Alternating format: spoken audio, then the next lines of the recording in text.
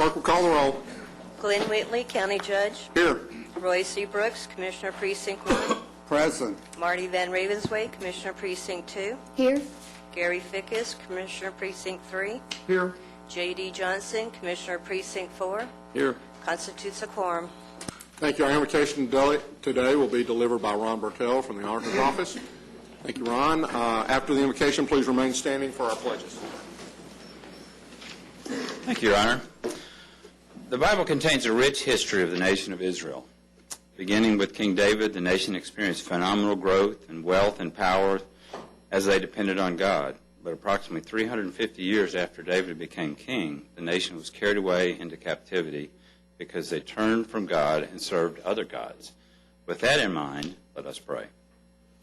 Father God, we thank you for your blessings and protections of this nation in its short span of only 230 plus years. You have blessed us with abundance and brought us through difficult times as we have relied on you. I pray that we learn from the lesson of Israel and not turn away from you in this difficult time for our nation. Rather, may we turn toward you now. Your word describes the good shepherd who leads us to green pastures, by still waters, and through the valley of shadow of death, and eventually to a table of abundance in the presence of our enemies. But as sheep, we must follow where you lead. If we listen to other voices and go astray, destruction awaits, as it did for Israel so long ago. Your word says your sheep recognize your voice, so it is my prayer today that as we consider the affairs of this day's agenda, we all listen for your voice and follow your leading so that this nation, this state, and this county can continue to receive all the blessings you desire to pour out upon us and not meet the fate of Israel and their destruction and captivity. Thank you for your abundance, your mercy, and your grace toward us, and may it continue. In Jesus' name I pray. Amen. Amen. I pledge allegiance to the flag of the United States of America and to the republic for which it stands, one nation, under God, indivisible, with liberty and justice for all. Honor the Texas flag. I pledge allegiance to thee, Texas, one state, under God, one and indivisible. Thank you. He said, let us pray. I'll have first name.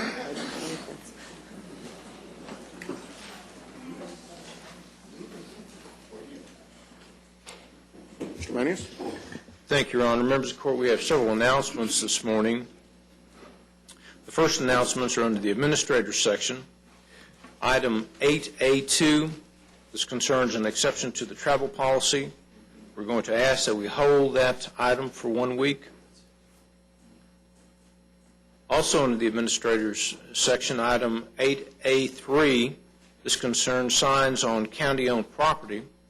We're going to ask that we hold that until after close today.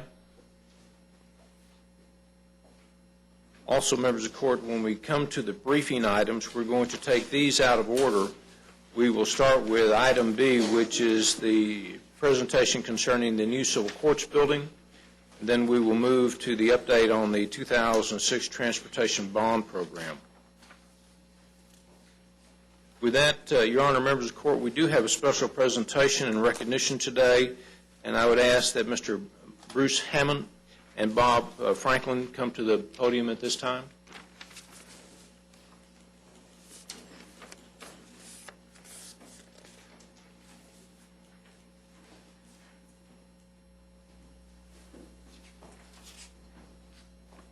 Welcome, sir. Good morning, Commissioners. Thank you. My name is Bruce Hammond. I'm the master of Cook PV Masonic Lodge number 1162 here in Fort Worth. The Masons have had a long tradition of building communities. We were here before the Revolution. A Mason fired the first shot. This county is named for a Mason. The city is named for a Mason. And we have a program at the Grand Lodge of Texas that recognizes those people who have made sacrifices in their life and spent a good portion of their life in service to others. Our lodge has selected as our recipient of the Community Builder Award, which is the highest award that a Mason can give a non-Mason. One of the commissioners, Marty Van Ravensway, for her 30 years of service to this community. Marty has carried on that tradition that Mason started at Alamo, Goliad, San Jacinto, where they sacrificed to build this community. Marty started her life 30 years ago in public life because her two children decided that Mommy needed to do something. If you read the story, they were like 6 and 9 years old. They urged Mommy to get involved for trees, and she became a conservationist. The city of Arlington recognized Marty several years ago for her contributions by naming a park after her, for her work in conservation on the school board, the councils of PTA, and as a city council person. 20 years ago, she became a Tarrant County Commissioner and has served Precinct 2 very well. In that period of time, we have seen Arlington grow to a city that's nearly completely built out. It's a huge entertainment district now, home of the Texas Rangers, who are currently battling for the championship, world-famous Dallas Cowboys, and numbers of companies that have name recognition worldwide. The expansive growth in Arlington and in Precinct 2 and all of Tarrant County is a tribute to all of the commissioners who've worked so hard to deal with the supercharged growth that this community has seen over the past 20 or 30 years. Marty was instrumental in a good portion of that. The expansion of the Tarrant County Hospital District with community clinics, outreach clinics, dental clinics, pediatric clinics. And she has exhibited that understanding that exists between local, state, and federal government, how they have to work together and how it has to be a public-private partnership in order to make everything work. And our lodge is here in Fort Worth. It's down the street at the Masonic Temple. And we voted unanimously to present this to Marty. If I could get you to come down here so we could make the presentation.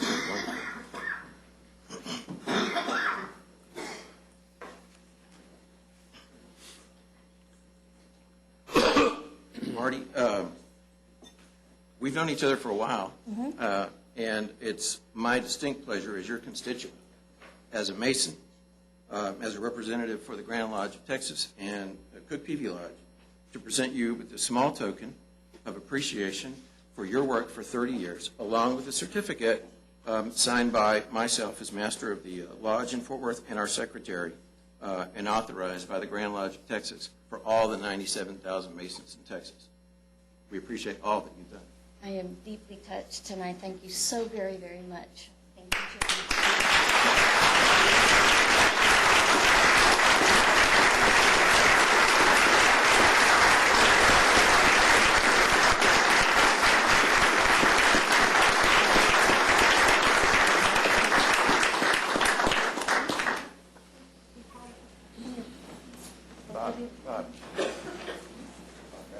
Gentlemen, get closer.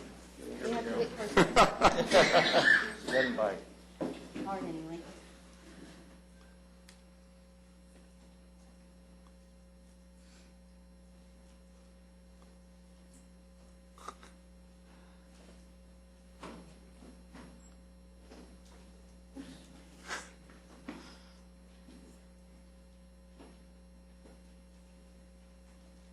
Thank you so very much.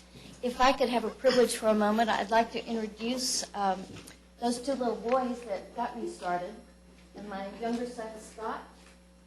And somewhere here is my older son, Rob, and his family, Victoria, Lauren, and Garrett. And there are two more who aren't here today, and Garrett's waiting to you.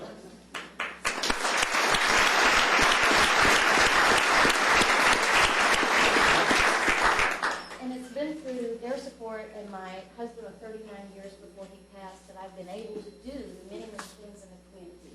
And I have a lot of staff here today, and I'd like to acknowledge them because it's been their support over the past 20 years that have enabled me to do many things in the community. Without the support of staff, friends, people that I love, my dear family, I could never have done all these things, and it's been a sincere privilege to be a part of this wonderfully vibrant community. And I thank you sincerely, Masons, for such a distinguished honor. I am very deeply touched. Thank you, Marty. We appreciate your effort. Could I have all my staff stand up? I don't know where you are, but I know you're out there somewhere.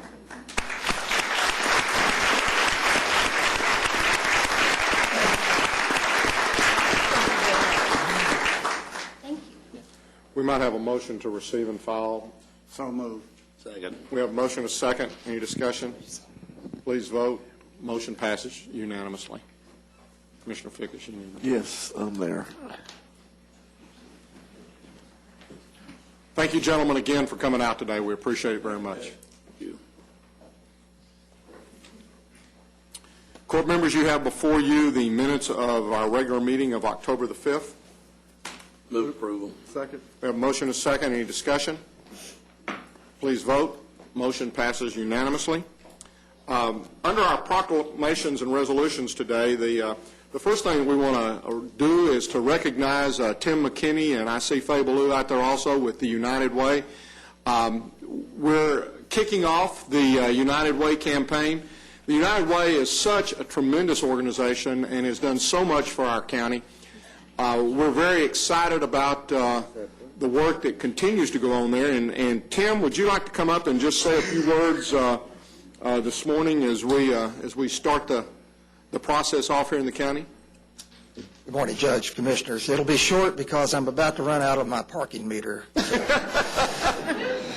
But my main purpose in being here is just to thank you for the county's support of our campaign this year. We're trying to raise $22,500,000 this year, which will benefit our 44 partner agencies as well as our new work in education, income, and health. And very briefly, our goals there. Over the next 10 years, we want to improve the graduation rate in selected high schools by 20%. We're working with the Birdville ISD, the Arlington ISD, and the Fort Worth ISD and supporting programs that will help do this. In the area of income, we want to improve the financial stability of at least 16,000 low-income working families over the next 3 years by getting them the earned income tax credit, working with workforce development and asset development programs throughout the county.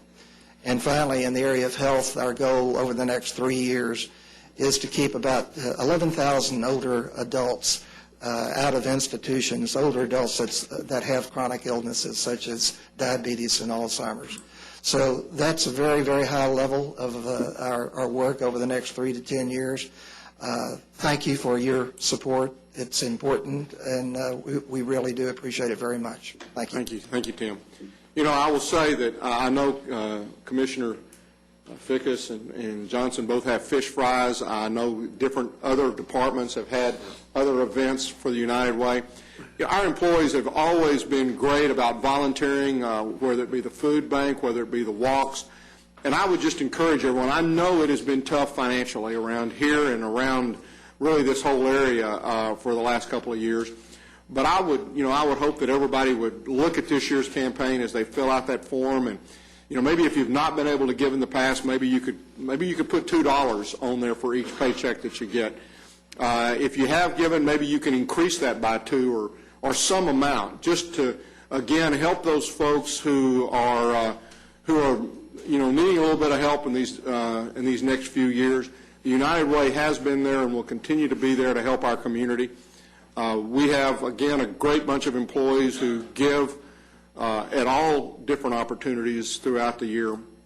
This is another opportunity, and I just hope that everybody will kind of maybe give a little second look at their campaign pledge this year as we go forward.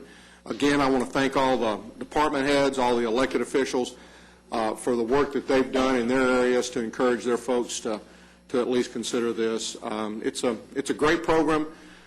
Tim and his organization really are out there trying to set priorities and find the solutions that and to be there for those folks who need it, especially during this time. So, again, Tim, Faye, thank you all for being here, and we look forward to a great campaign. And I hope your meter hadn't run out. Usually we have somebody from the city of Fort Worth here, but I think they laid him off. So I'm not sure we've got anybody that can help you with that.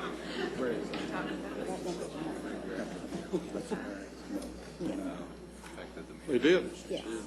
The next resolution is one for ratification only. It's a celebration for the West Fork Presbyterian Church, which I will be delivering this weekend, so I'll move its approval. Second. A motion is second. Any discussion? Please vote. Motion passes unanimously. Do we need to do a receive and file on the United Way? Yes. Move to So moved. receive and file. Second. We have a motion and a second. Please vote. Motion passes unanimously. Commissioner Johnson, I believe you have a proclamation for White Cane Day. I do, Your Honor. If you would read that into the record, please. I will. Whereas the white cane was introduced in the United States in 1930 by a member of the Lions Club International and has, along with the guide dog, become the universally known as an identifying symbol of the blind and visually impaired, and whereas the white cane and guide dog are tools that are keys to greater mobility and independence for the blind or visually impaired, and whereas for the sighted, the white cane and the dog are reminders to respond with respect and courtesy to individuals using them, and whereas for all of us, they are reminders of our commitment to removing barriers, both physical and perceived, that prevent people who are blind from reaching their full potential. And whereas the blind community has come together to promote awareness of the independence and contributions that individuals who are blind make to social and economic life of our community, and whereas this year the annual White Cane Day Walk will be dedicated to the memory of Wayne Pound, who organized the first walk, now therefore be it resolved that we, the Commissioners Court of Tarrant County, proclaim October 14th, 2010 as White Cane Day in Tarrant County and urge all citizens to join in promoting independent travel and full participation of all of us in every aspect of life. In witness whereof, we have heretofore shook our hands and caused the seal of Tarrant County to be affixed this 12th day of October 2010. I'll move for its approval. Second. We have a motion and a second. Please vote. Motion passes unanimously. And we have several people here today representing this group. American Council of the Blind, Ginger Kraft, Second Vice President, Alan Cole, State Representative, and Clayton Meisner with the Lions Club. Excuse my hoarseness. Lighthouse for the Blind of Fort Worth, Todd Icard, Manager of Rehabilitation Services, Nancy Fisher, Community Development, and Citizen, Wayne Pound's widow, Becky Pound. So whoever wants to receive this proclamation and say a few words to the court, if you would meet me at the podium, or if all of you would like to come up, please do so.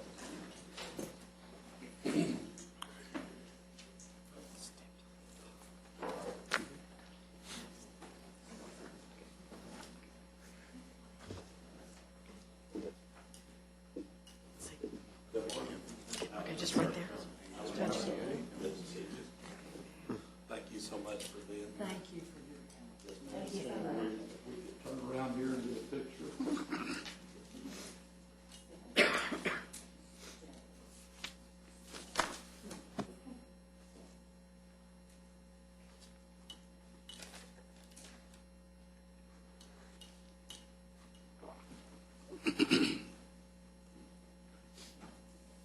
All right.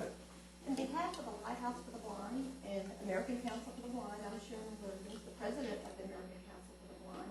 I really do appreciate the city of Fort Worth acknowledging independence for those who are blind and visually impaired and partnership with us for White Cane Day. Thank you so much.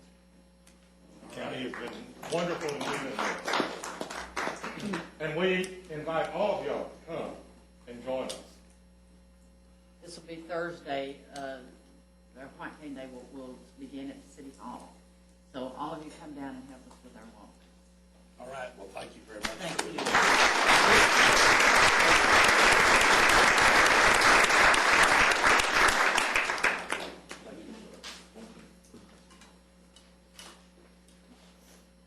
Thank you all very much for being here today.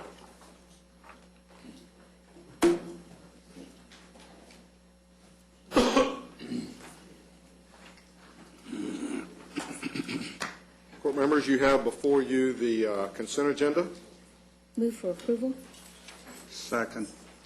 We have a motion and a second to approve the consent agenda. Any discussion? Please vote. Motion passes unanimously.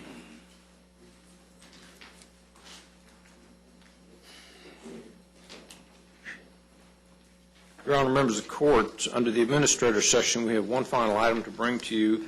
this morning. That's item number 1. We're requesting that the court approve the attached issues for inclusion as part of the Tarrant County's legislative agenda for the 82nd legislative session. You might remember 2 weeks ago we did have a discussion about these in court. Commissioner Brooks, you raised an issue on one of those, and it has been removed from that agenda. And our policy requires that in order for the county to have a position, that it takes a unanimous vote of all 5 members of the court to approve this legislative agenda. With that in mind, staff is requesting that you approve this agenda. I will move approval. Second. We have a motion, a second. Any discussion? Please vote. Motion passes unanimously. Thank you, Your Honor.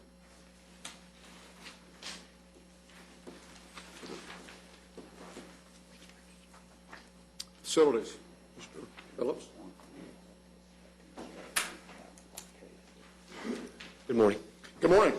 It is requested that Commissioners Court approve change order number 1 to the Gilbane Building Company construction management contract for the construction of the new jail that's included in the 2006 capital improvement program. Move approval. Second.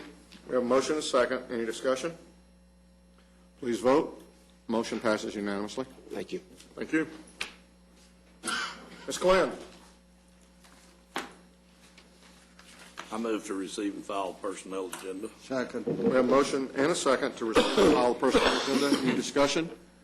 Please vote. Motion passes unanimously.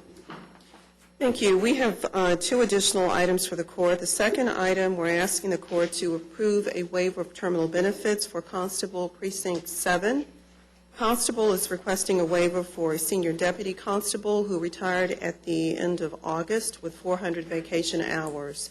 However, the constable is requesting the waiver effective September the 20th, and at that point there would have been 296 vacation hours. The fiscal impact to the general fund is a little bit more than $8,500, excluding fringe benefits. Move for approval. Second. We have a motion, a second. Any discussion? Please vote. Motion passes unanimously. Thank you. And our third and final item, we're asking the court to approve plan changes for employee and retiree health care benefits in plan year 2011. Of course, this is an item that we bring to the court every year around this time. You do have a court communique and you have a couple of exhibits. I want to spend a little bit of time going through one of the exhibits. Actually, it's Exhibit A. And before I go through the exhibit, just a couple of comments. The first is I won't be going through every single one of them because there are several. I do want to focus on the items that have generated a lot of discussion. Some of the items that you have on your exhibits are recommended changes simply to ensure that we are in compliance with United Healthcare's system. If you recall, United Healthcare will assume administrative services for the EPO and PPO plan effective January 1st. So there's some tweaks that we've had to make to ensure that United Healthcare can actually process our claims. There are some items that are not changes, but are simply attempts to clarify current plan coverage. And again, I won't go through each and every item, but I will go through several of the items, and of course we welcome any questions or comments as we go through. So if you will go to Exhibit A, I'll start there on the very first page.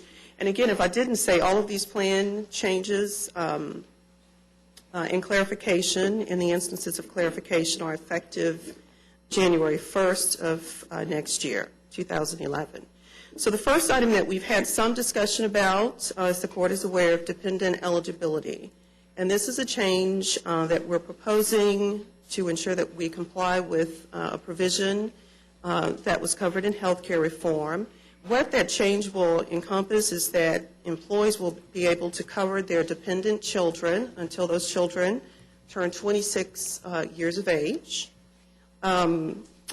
That coverage will be in place whether or not the child is a student, is working, lives with the employee, doesn't live with the employee, and regardless of the child's marital status. So basically, employees can certainly cover their eligible children effective January 1st until they turn 26. I'd like to register my continued objection to not making this effective before January the 1st, as the federal legislation made it permissible October the 1st.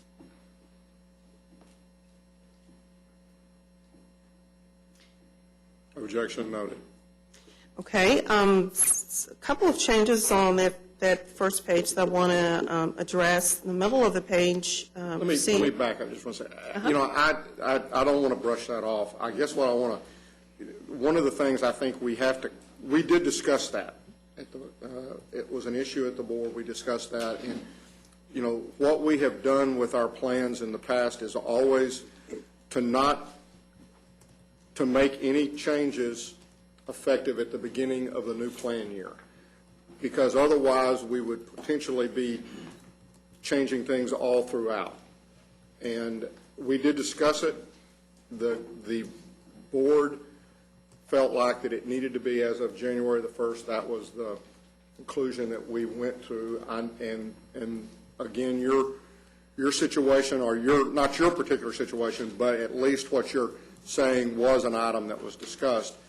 And again, it was kind of like we do this once a year so as not to have enrollment throughout the process. Except that, as I recall, there is an exception in the plan for unusual insurable events, such as the birth of a child or some other reason, some other change in circumstances. This, to me, constitutes a change in circumstances, and thus an insurable event that would be an exception to the plan documents. And the exception that you talk about are life-changing or life events that happen to the individual, not overall law changes that the government decides to put into place at some point. I mean, everything you refer to talks about an individual. It's a change, a loss of a job, a change, a birth, those types of things. They're individual things, not law changes. That was the... Well, you know, getting kicked off at 25 is an individual thing, and being permitted to be added back as of October the 1st is an individual thing. We discussed it. The next item that I want to spend a little bit of time discussing, in the middle of the page there, still on page 1, you see medical plan changes, EPO medical plan, and PPO medical plan changes. Item 1, I think it's going to be a pretty significant change for our employees. Currently, colonoscopies, there's some limiting language about when and how often those services are provided. Due to health care reform, one of the requirements is that our plan will have to provide a screening colonoscopy at a zero copay. So I think that's going to be a very significant improvement. And again, that is effective January 1st. If you'll flip over to the second page with me. If you'll go down to item number 8, we are proposing an increase in our emergency room copay. Currently, that copay is $75. It's been $75 for several years. We are proposing an increase from $75 to $100. We are proposing also that we maintain the urgent care copay at $30. At the board level, there was quite a bit of discussion about whether to leave that as it was, increase it, the urgent care copay. And so ultimately the board decided that we would keep that copay as it is, because the thought was that many employees and their dependents actually access urgent care facilities and use it almost as sort of a primary care provider. And so we did not want to, we wanted to incentivize employees to continue to access those urgent care facilities and certainly not go to an emergency room unless, of course, there's a clear emergency. So that's that proposed change. Number 10, another change due to health care reform. Currently, we have a lifetime maximum of $4 million. It's a combined maximum between the EPO and the PPO plans. Under health care reform, plans are no longer allowed to impose lifetime maximums. Plans are allowed to impose annual limits, and so what we're proposing is a $2 million annual limit for participants on the EPO and PPO plan. Now, we did have some discussion about whether or not we believe that that would impact any of our members. And while we've had some rather pricey claims, this past year we actually had a claim that was, I believe, around $1.6 million. We've not had any that have reached the $2 million mark. So we felt like this was a safe threshold to establish. So that's what we're proposing in item 11. Item 12. This item, we want to clarify mental health coverage that's available for autism spectrum disorder. I want to emphasize a couple of things. This particular provision, what you see outlined before you, is not a change. This provision, or this language, does not expand, nor does it reduce current coverage that's in place for autism. There are a couple of, there are items that are covered, there are items that are not covered currently, and this language makes that clear for 2011.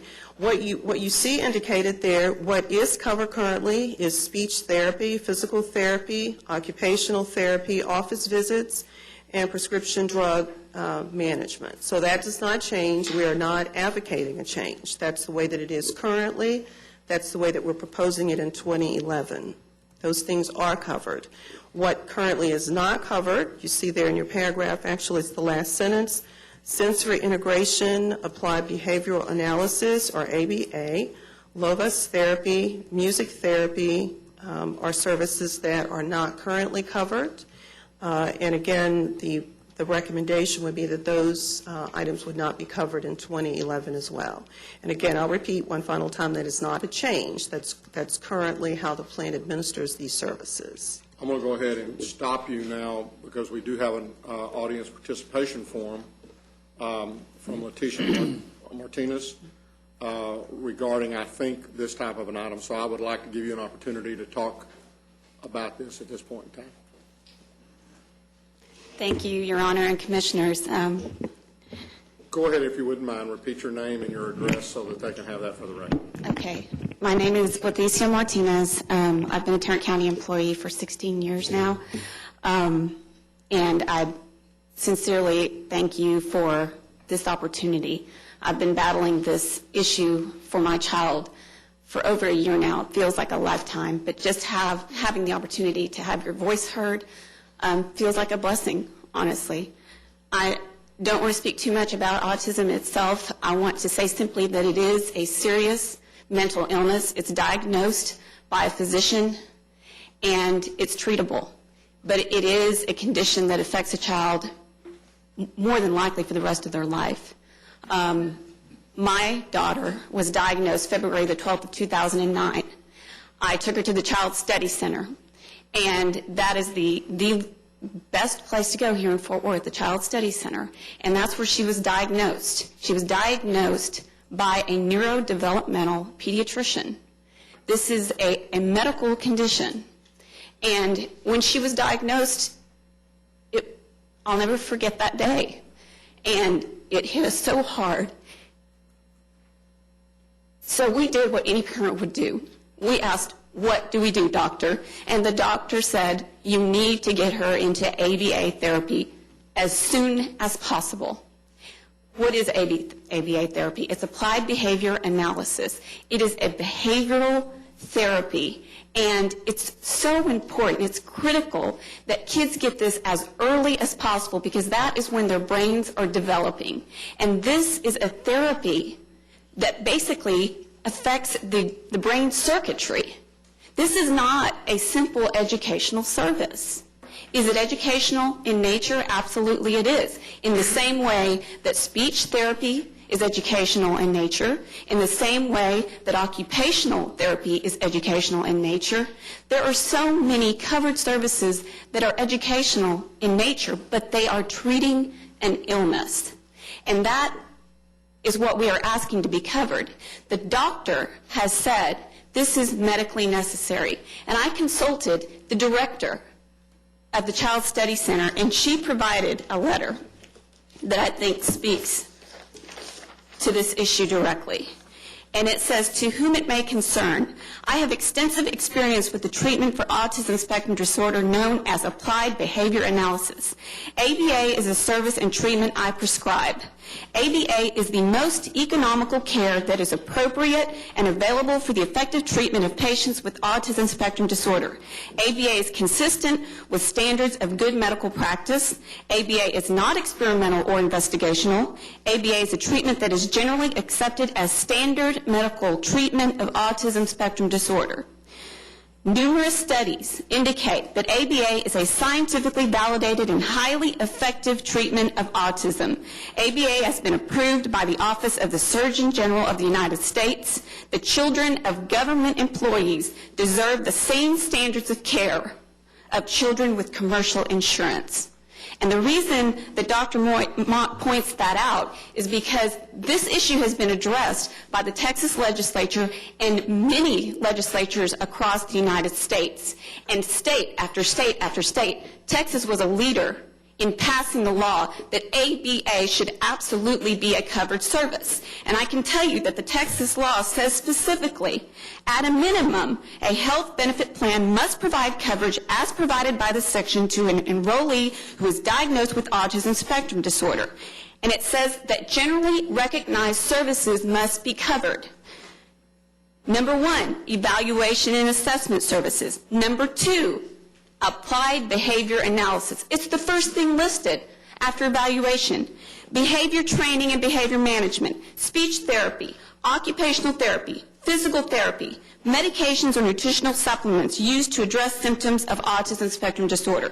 These are the listed things that must be covered under the Texas law.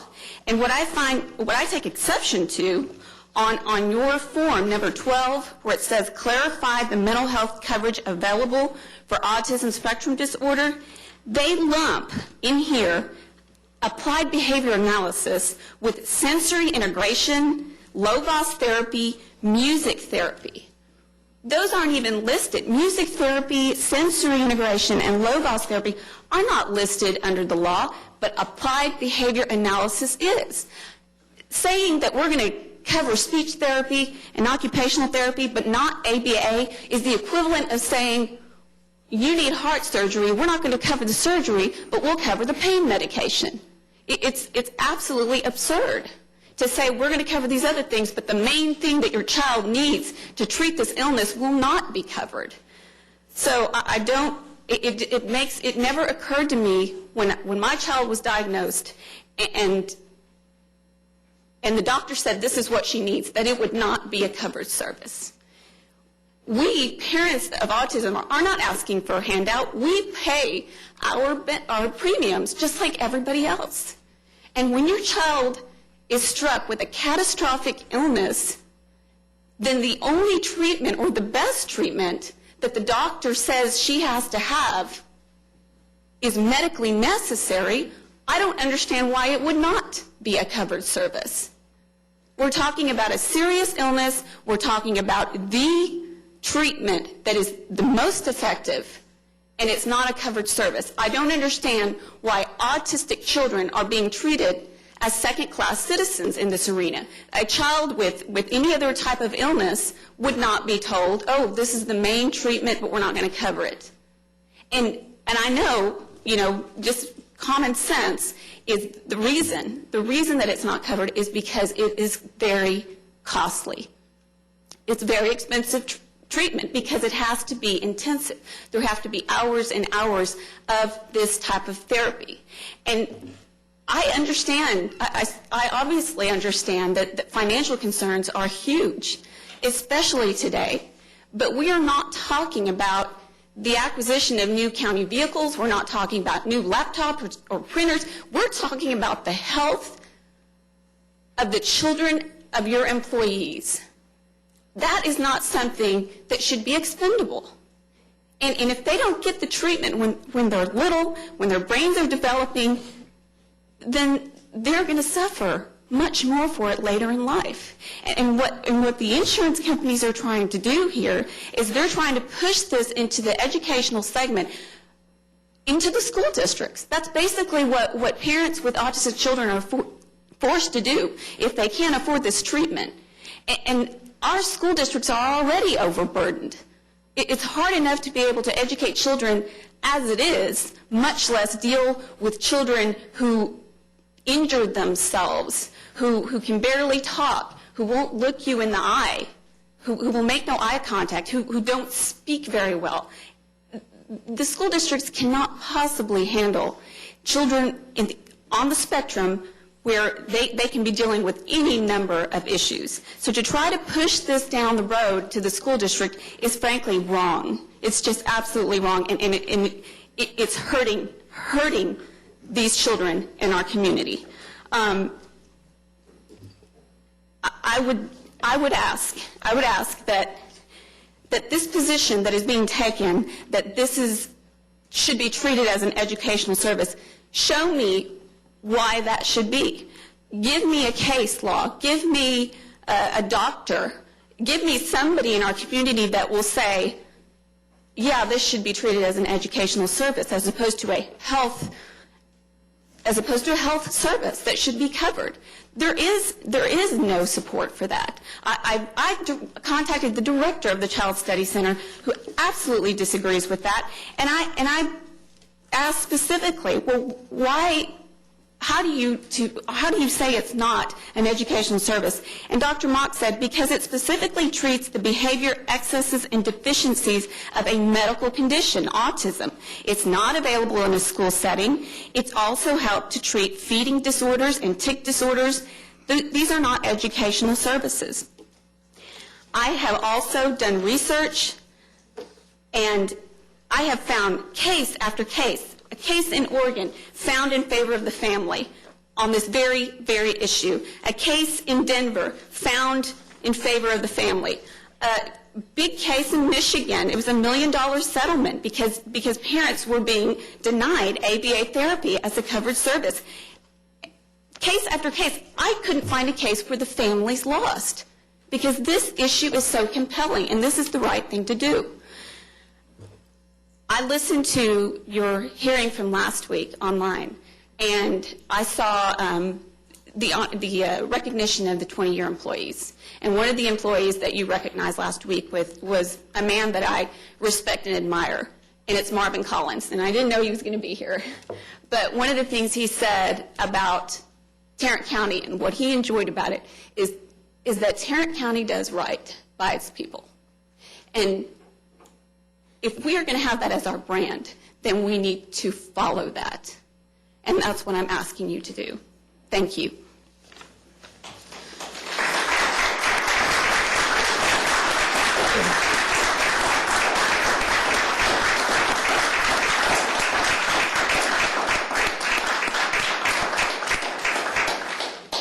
Where's Tina? Come on back. I know we're not supposed to comment on... We can't comment on that because this item is on the agenda. All right, then I've got a comment. My wife is a speech therapist. She's got a master's degree in speech therapy and possesses a clinical certification in speech therapy. And because of that, I am aware that the largest employer of speech therapists in the state of Texas is school districts. Yet, speech therapy is a covered service under the plan, and ABA is not. It makes no sense. I would like to ask that the PEBC go back and take a look at the evidence that Ms. Martinez has presented this morning and try to come to a more reasoned, logical approach to how they handle this issue.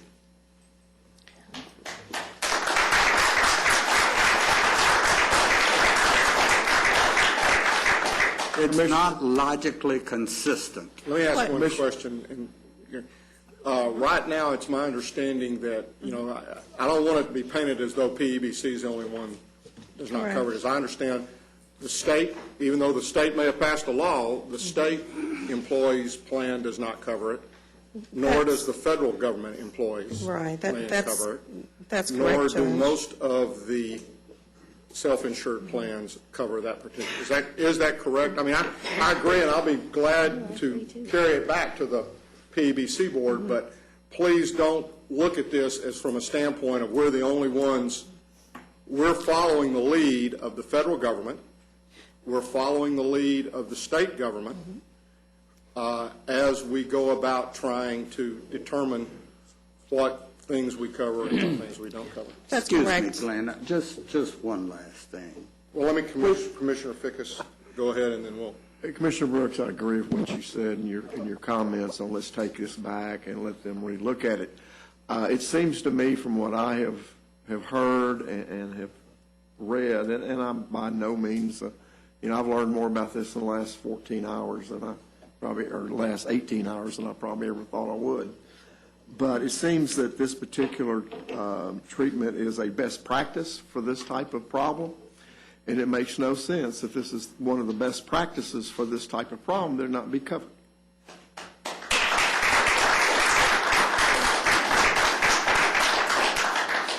The comment that I wanted to make, Glenn, is that we in Tarrant County pride ourselves on being out front. We take leadership. We establish best practices. We don't wait for the state to do something before we take action. We don't wait for the federal government to do something before we take action. We encourage every department to be a leader, and I think that we ought to be a leader on this as well.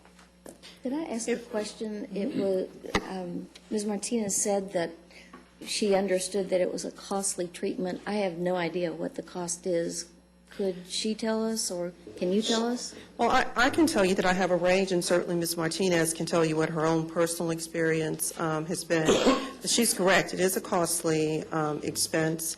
The range that I've been told is between $3,500 a month and $5,500 a month. So it can be certainly a very expensive therapy. And just, Commissioner and Judge, just to go back to a couple of points that you made, just so that we're all clear and on the same page, as Ms. Martinez indicated, this is a process that she's been involved with the HR department since the fall of last year. So this has been a very long, ongoing process. And I believe there was a comment made about PEBC having an opportunity to look at this. And it certainly is true that Ms. Martinez did avail herself of the appeals process, and that took some time. It took some time because we directed the executive director, Diana Konjovic, to make sure that we looked at this from every angle possible. One of the things that I wanted to know was, are we in fact behind the ball with regard to plan coverage? What are in fact other plans doing? Do they provide coverage for this, or are we just sort of behind the ball?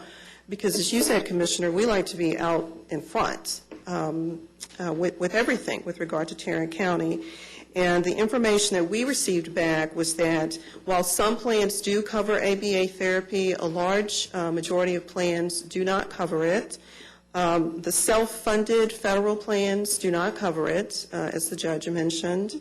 The state of Texas, their self-funded plan, they don't provide coverage for it. I'm not saying that we should model ourselves after the feds or the state or any other agencies, but I think it's a fair question to ask what's happening with other plans. And what we've seen with other plans is that there are plans that cover, but there are a large number of plans that do not provide coverage for ABA therapy. And one final point, I did mention the appeals process, and Ms. Martinez has availed herself of the appeals process. And so there has been a review at the PEBC level. There was some discussion at our last board meeting about this specific item. I asked that we place it on the agenda so that there could be some discussion about it. And the feedback that we received back was that, and remember, Tarrant County is part of a purchasing co-op, and so as the court is aware, this is not just Tarrant County's plan. This is our plan along with Dallas County, Denton County, the Tollway, and Parker, but I forgot somebody. And so this is, in effect, all entities have to buy off on whatever plan changes that we bring before the board or before the committee, before the Commissioner's Court. And so just as I'm before you, then individuals from the other agencies that I've addressed, they have a representative that goes before their respective courts. And so this is it's a pretty formal process. It's the process that we've always had in place for as long as we've been a part of PEPC. Was this service covered under Blue Cross Blue Shield? Yes, sir, it was covered. And was Ms. Martinez's plan Blue Cross Blue Shield? Yes, sir, it was in 2009. So we're making a change that eliminates the service that she has been receiving on HMO. For her, there absolutely has been a change, Commissioner. If you recall, the official change was that the HMO was eliminated for 2010. So it was in place for 2009. Ms. Martinez, in fact, had coverage on the HMO plan in 2009, and in fact did receive coverage for ABA therapy, and she can certainly address this better than I believe for 1 or 2 or perhaps 3 months in 2009. As we were going through the enrollment process, Ms. Martinez did make contact with our office because she was concerned, of course, about coverage so that she would have coverage in place for 2010. The consultation that she received was that if in fact claims were rejected, that she would go through the appeals process, which I've already addressed, and which she's done that. So it's a very long answer to your question, but yes, she did have coverage in place in 2009. Well, then I concur completely that this needs to be carried back to the committee and revisited. And I agree with that, too, and I do sit on that board. I think one thing that we also need to take back is the appeals process, because right now the final word is with Ms. Konjovic for our PEBC director. And if there is a desire on one of the members to do something different, it still has to be approved by the whole coalition. It can't just be an individual. Right. And I agree with the Commissioner. That certainly needs to be clarified, and any employee or member of any one of the different organizations should ultimately be able to come to that board and discuss and make clear their issue with that and their disagreement with whatever appeals process went through. And certainly I think we can, I agree that we ought to be able to take back the consequences as a result of moving. Now, I don't know whether if that had been fully explained, I don't know whether there would have been other options if there were other plans available that she could have gone on, whether whomever it could have been. I don't know what other plans might have been out there at that point. Well, is Ms. Martinez going to be given an opportunity to make a presentation to the board? There's not that process right now. But I think we can ask for that, and I think we can ask that she be given that same opportunity, and I think the board will be more than glad to do And I think that. that everybody needs to hear what she has to say. I mean, we're getting an education, but that doesn't mean the other entities are. And right now, the decision would be different than it would be perhaps if everybody knew. Well, this is an open board meeting, is it not? I don't know. I think it is. We post everything. Yes, we always it's posted. post It's an open meeting. Whether it's necessary to or not, I think we do. And she certainly. Let me ask a question, though. Would it not be appropriate for somebody, and Ms. Martinez, you did a fabulous job of making your point, okay? You really did. But would it not be appropriate to have a professional in this field talk to this board? I think that would be appropriate. And I can tell you, Commissioner, that let me ask a follow-up, and I'm sorry, but that's okay. GK, would it be appropriate for the county to hire that professional instead of putting that burden on Ms. Martinez to hire a professional to come up here? If it's a professional services type of contract, the county has the authority to do that. Okay, thank you. I'm sorry, go ahead, Tina.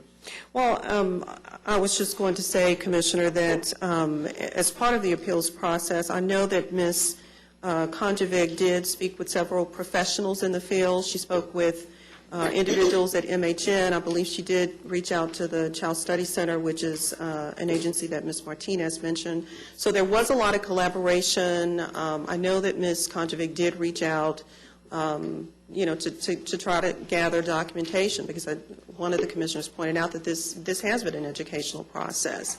And I have to tell you, one of the things that I wondered very early on when I was made aware that Ms. Martinez brought up this issue of coverage for autism, one of the questions that I asked of the benefits manager was, have we not had this issue come up before? And her response was no. I have to tell you, since we've been working with Letty, we have had probably 3 or 4 additional employees, and perhaps more, and Joyce will correct me if I need to be corrected, who have made contact with similar requests for and questions about ABA therapy. So for us, it's certainly been something that we've not dealt with before. I did ask the other PEBC agencies if they had similar requests before, or discussion about ABA therapy, and I believe Dallas County was the only entity that indicated that they, in fact, had an employee that had made a request similar to Ms. Martinez for ABA therapy, and the decision that Dallas County made was that no, that they would not amend the plan to provide coverage for that therapy. So that's the only other instance that I'm aware of involving any of the other agencies. Well, I would like to see Tarrant County actively advocate with PEBC to look at the issue of whether or not this is a medically appropriate therapy. That is the issue as far as I'm concerned. Not how much it costs, not who else is doing it. The issue is whether or not it is a medically appropriate therapy that treats a medically recognized disease. If the answer to that question is yes, then we ought to be covering it. And I can tell you, Commissioner, the answer to that question is yes. There's no dispute about whether or not this is a medically necessary service. That's not the dispute. As Ms. Martinez pointed out, the dispute has been that the experts that we've consulted with tell us that this is an educational service. Our current plan documents exclude coverage for educational services. So there's no. And we're talking to the wrong expert. We have no argument that it's medically necessary. One final comment, Commissioner, with regard to medically necessary services. Just so that we're all clear, there are other medically necessary services that our plan doesn't cover. There isn't a plan that covers every single, obviously, item. And I'm not judging whether or not we should cover this or not. The fact of the matter is not all plans cover all services. One of the things, and I'm not saying that this is a comparable condition, but it is one that we hear from employees about quite often, and that is treatment for morbid obesity. So that's one complaint that we get, and I know some of the commissioners have gotten complaints as well. Well, doctors oftentimes will say, yes, it's medically necessary to have bypass surgery or other treatment, and our plan doesn't provide coverage for that. So I'm not saying that they're comparable services. The point that I'm making is that there are exclusions for medically necessary services that we simply don't cover. How many of these, though, have been eliminated by plan changes in Tarrant County? How many, I'm sorry, Commissioner? How many of these items that you just went through were we paying for and now we're not anymore? Like, for example, morbid obesity, we've never provided coverage for that. But we Yet have. JPS Connection does. We absolutely Yes. did provide coverage under the HMO plan. There was coverage for ABA therapy. And again, the reason for that is that the HMO plan is a plan that has state oversight. And so the state of Texas, as Ms. Martinez pointed out, required that those plans provide that coverage. It's a fully funded state plan. And so, yes, she did in fact have coverage in 2009, without question. There are other instances, you mentioned them, but, and I do think that merits some special consideration on the deal. There are other things that where fully insured plans are required to cover them, where self-insurance plans are not. Historically, now that doesn't, I'm not saying whether it's right or wrong, but what I'm saying is, and quite honestly, it doesn't sound like it's right, that because you choose to be self-insured, that you should have choices over what a fully insured plan is. But that's the law that we're operating under. And then what I will just say that, historically, what we have tried to look at as a PEBC board is we've asked our consultants and we've looked at what is the standard among our types of plans. And again, and that's in an effort to try to keep costs to some degree under control. This is a particular exception where I think we took from an insured plan and we forced our folks into a self-insured plan. But there are things, and the morbid obesity is one. I think there's some stuff with regards to Well, therapies for the blind and deaf, that's one that we've gotten questions about. And so there clearly are others. I don't have a list. Mental health, I but believe, issues. Mental health issues. There are some things, But I just didn't want you, Commissioner Brooks, to believe that the plan provides coverage for every medically necessary service, because it doesn't. That was the only point that I was making. Is there a defined length of this service, or is it a lifelong service? For or? the ABA therapy? I think Ms. Martinez can better address that than I. Did you hear the question? There really isn't a defined period of time. The amount of recommended hours changes. Originally, the doctor had recommended a minimum of 25 hours a week, and now we're down to 18 to 20 hours a week. And so it can change. What's so great about this therapy is that there are so many kids. I think the studies have shown that 40% of kids, if they have this intensive treatment during their primary years before they go to school, 40% of them actually lose all the symptoms and are able to be mainstreamed. And we've seen so much improvement in our daughter. It's made a huge difference. So we're kind of seeing glimpses of that we may not have to continue this forever. We anticipate that it'll be at least for another year. But that's the answer to that. And if I can briefly say, as to the issue of why others aren't covering it, it seems a little strange to me that government passed a law that it has to be covered, but government doesn't have to follow that law. That just seems crazy to me. However, the reason that it continues to be denied by federal government, state government, is because they can. And parents are stuck in a position where they're dealing with their autistic child, they're dealing with finances, trying to pay for this therapy. They can't pay a lawyer to sue. They can't afford it. They don't have the hours. They don't have the time. They don't have the money. And they're completely spent. So they're forced in that position. And so basically what's happening on the insurance industry level is that they're saying this is kind of this is cost beneficial to us to just continue to deny it. Very few people are going to fight this because they can't. And so it benefits them to continue to deny it. And as to when Ms. Glenn said that Ms. Konjovic had consulted MHN, MHN is the mental health network that's in California. California is where this educational defense or denial basis was created. And in fact, I have an article here. It was a consumer watchdog investigation where the governor of California was sued because he was allowing the Department of managed health care to deny ABA based on it being an educational service. And the Consumer Watchdog did an investigation on it, and they found that the insurance industry was lobbying the governor's office to use now the defense that it's educational because the experimental was no longer going to fly.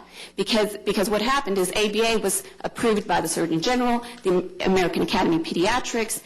All of these agencies, one after the other, were saying this is effective therapy that needs to be used. So they switched over from saying it was experimental to saying it was educational. That's where all of this is rooted from. So it's no shock to me that when she consulted MHN, that they told her, oh yeah, this is what the insurance industry is doing. They're doing it because they can. That's the answer to that question. And if you want that article, I have all of these articles and cases here to support that. Thank you. My final comment is that had we known at the time that we eliminated the HMO that it was going to cause this sort of disruption in medical services to our employees, I, for one, would never have voted for that. We were led to believe that it was going to be a medically neutral decision. And that just has not proven to be the case. Well, I will say, Commissioner, I mean, clearly, had we known that this would have been an issue, we would have addressed it last year. I can tell you that there was a lot of work done by PEBC, by staff from the various entities to try to transition those individuals and dependents who were in treatment to make sure that that treatment was not disrupted. This clearly was not one that was on the radar, or obviously you all would have heard about it before now. So this one clearly was one that Your Honor, got missed. if there's direction you'd like to give staff, or the court would like to give staff on this, we're ready to receive that direction now. I think we've gotten it. I think we take it back to the board. From a county's perspective, I'm not sure that there's anything the county needs to do. Your point about hiring a professional may be the one thing that would be out there, but it's clearly something that we will take back to the board at PEBC, and I would say from two standpoints. One, to allow Ms. Martinez the ability to make a presentation before that board, or anybody who she chooses to make that presentation. And then two, the discussion with regards to, whether to cover that into the future. Ultimately, as far as, I think, there maybe there's two exceptions, or two ways that we could go.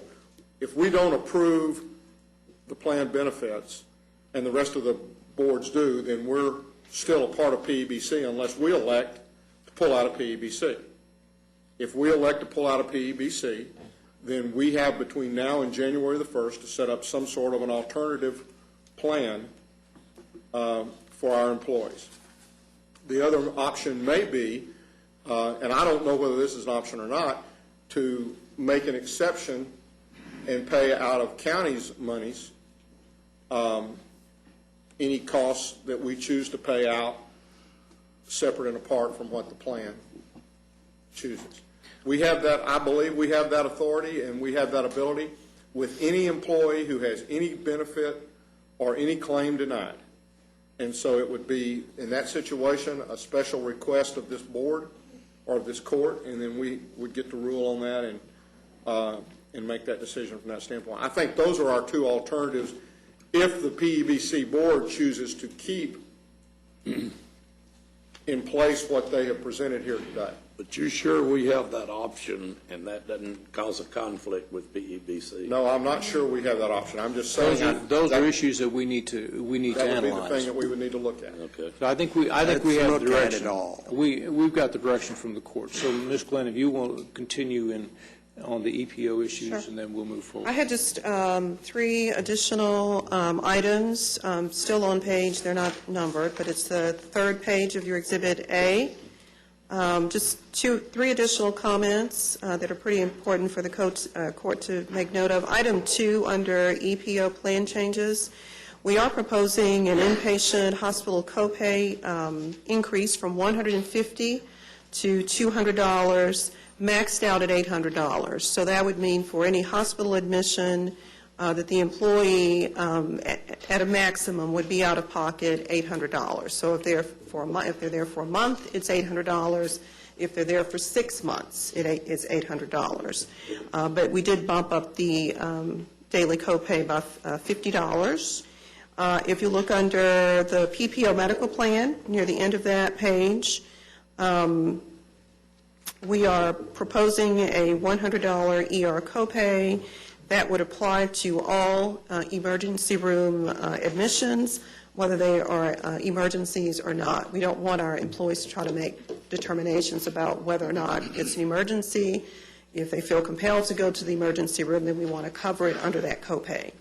And then the final item under flex changes, this is going to be a pretty important change that we're going to communicate to our employees. And this is one of the lovely changes that we have under health care reform. Over-the-counter drug items are no longer reimbursable items under our Section 125 plans, and that's effective 1/1/2011. So we're recommending these changes. I guess we will then exclude item 12. Is that how we want to proceed?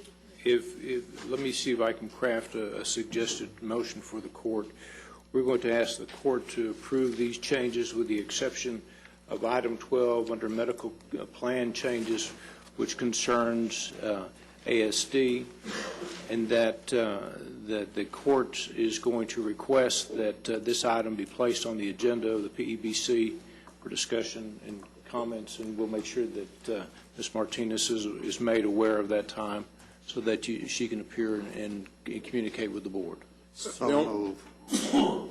Bless you. Not a second, so let me ask a question first, and then we can go back to that again. The only thing is, I don't know whether we want, I think we may as a court want to suggest that they reconsider including ABA as a benefit. This, item 12, simply clarifies what our existing benefit coverage is. That's correct. And so we could approve all of this, including the clarification, but then we could ask as a court for PEBC board to consider not, basically taking the clarification and changing it to say, we would like for the board to consider including ABA as a covered service as opposed to what is now considered to be a non-covered service. Is there a reason this has to be voted on today? No, I don't believe. I think we might have a little more muscle if we didn't approve this today and went back to the board and talked to them and then bring it back. I don't believe there's a compelling reason that we need to move forward. Do we need to move forward with these today? I can't hear you. She's saying that we'd like to have these approved as quickly as possible because we've got to move forward with getting our communications together for enrollment. But Judge, just the one point that I would make, I believe Ms. Martinez, remember this clarification is effective for this particular item 1/1/2011. But I guess my question would be, I believe Ms. Martinez is also seeking relief for her out-of-pocket expenses for 2010, correct? Well, and again, what I'm saying, I think that she has currently, she has gone through all of her appeals that she's currently allowed under PEBC. Correct. Now, we can encourage and make the point that we would like the board to be able to hear her appeal, but that also then deals with coverage for 2011. She's got two items. I mean, she obviously wants it changed for 2011, but she wants reimbursed for 2010. Correct. All I'm saying is my take on where the board's going to be is ultimately we're going to have to make a decision about the 2010, and the board is going to have to make a decision go forward about expenses in the future for ABA. And we can pass all the rest of this so that they can move forward with it, or we can not pass it and the majority of the board pass it and it still goes forward. I don't think we have a leverage position by whatever we do or don't do here. Does it make any sense to pull item 12 out of this? That would be my recommendation, just so that we could move Yeah, we can do move that. forward Pull with our everything out other with exception of item communication 12. pieces. Or pull item 12 out? That Item 12. That was my motion, to approve everything except item 12. Well, then I'll Great second your motion. We've got a motion and a second to approve the recommended plan changes with the exception of item 12 under the medical plan changes, PBC, EPO medical plan, and MPO medical plan. Call Easy the for you to question. say. Other discussion? Okay, no other discussion? Please vote. Motion passes unanimously. Thank you. Now, is everybody clear on what we're asking for? Why don't you Okay. restate it? But I think we've approved the plan with the exception of item 12. We're going to take to the PEBC board a request, one, to allow Ms. Martinez to come and to present her case. And to bring experts. However she wants to do, however she wants to present that case. We will request that the board consider making ABA a part of the covered services. We will then talk with we'll look at what our options are with regards to reimbursing her for 2010, which will then ultimately, if the board doesn't make the changes or choose to make the changes, then at that point in time, we will look at what our options are with regards to PBC. Now, I thought you had coverage with Blue Cross Blue Shield, Last In year. 2009. but not in 2010? That's correct, that's when we lost the HMO option. We didn't have that. Okay.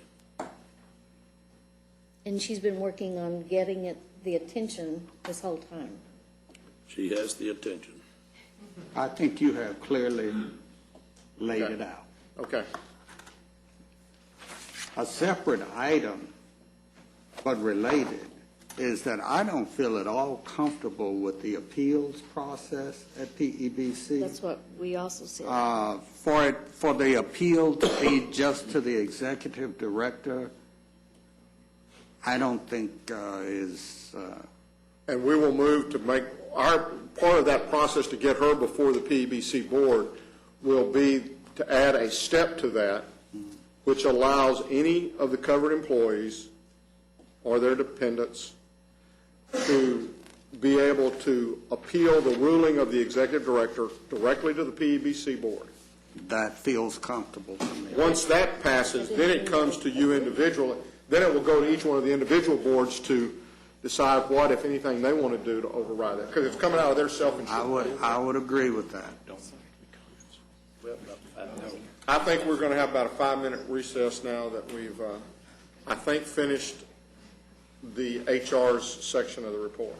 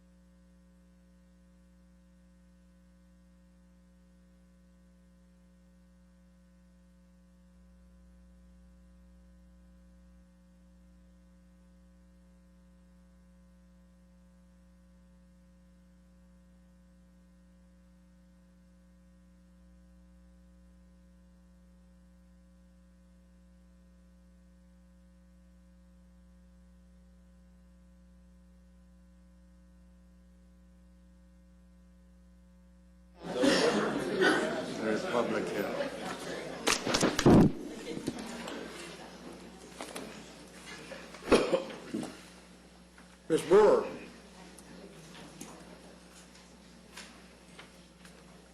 I do. Good morning. Good morning. Good morning, Lou. Good morning. Public Now, Health you've has... only got one item, and if you'll just take a little bit less than a third of the time that Ms. Glenn took with her 3 items, we'll be in great shape. That's fine by me. Public Health has one item for your approval, and that's amendment number 1 to our Tarrant County Public Health FY 2011 fee schedule. Move approval. Second. We have a motion and a second. Any discussion? Please vote. Motion passes unanimously. Thank you. Thank you. All right, Beecham. Now, if this next one will go quickly. Where'd your Aggie friends all go this morning? They I'm leave? used to it. Huh? Did they all get up and leave? Where's Debbie? No, we're here. Oh, there. We're here. We're good. Suey, We can handle it. I sure hope y'all have that press conference again next year. Thank you.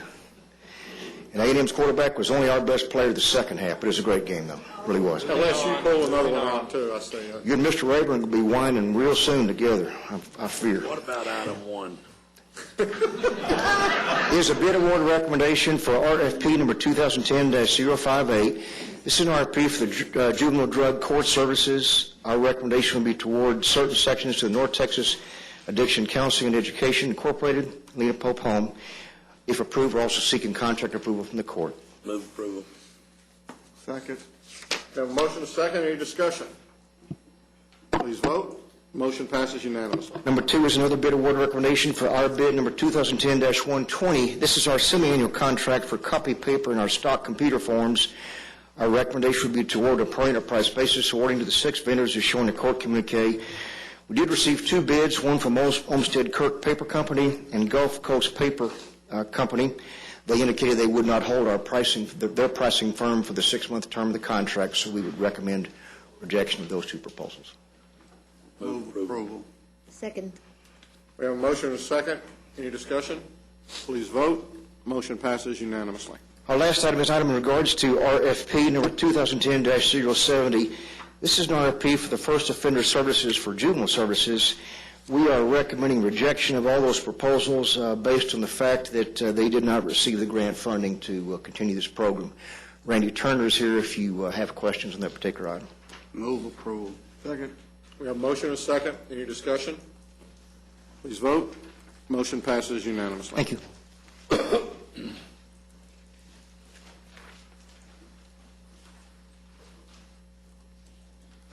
Any appointments today? Yes, sir, I have 2. I have been asked on behalf of the Human Service Advisory Committee to recommend the appointment of Ted Lovato of Samaritan House, and I so move. Second. We have a motion and a second. Any discussion? Please vote. Motion passes unanimously. I have an appointment, Carolyn Sims to the City of Colleyville TIF Board. Second. We have a motion and a second. Any discussion? Please vote. Motion passes unanimously. And I recommend Junichi Lockett Jr. to the Child Protective Services Board. That is a motion. Second. We have a motion and a second. Has all the background stuff been done that Yes. has to be done? Yes, he has been clear. Is this a at-large or your appointment? It's my appointment. He is replacing Robert Davis, who passed away about 3 months ago. Please vote. Motion passes unanimously. Any other? Okay, briefing, no, excuse me, claims. We have for you the claims, including the addendum. Move approval of the claims, including the addendum. Second. We have a motion and a second to approve the claims, including the addendum. Any discussion? Please vote. Motion passes unanimously. Briefing items, Mr. Mayes. Thank you, Your Honor. Members of the Court, we're going to take these out of turn. We're going to go to item B, which is the schematic design for the new civil courts building. Mr. Phillips is here to address the court at this time.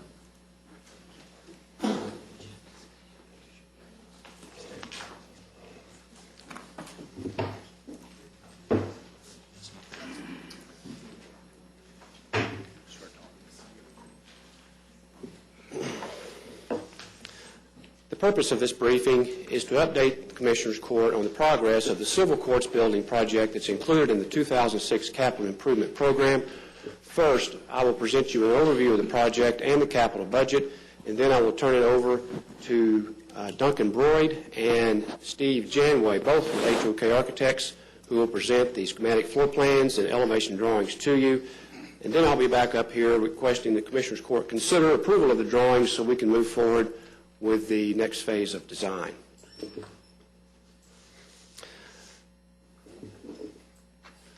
Next slide, please. Thank you.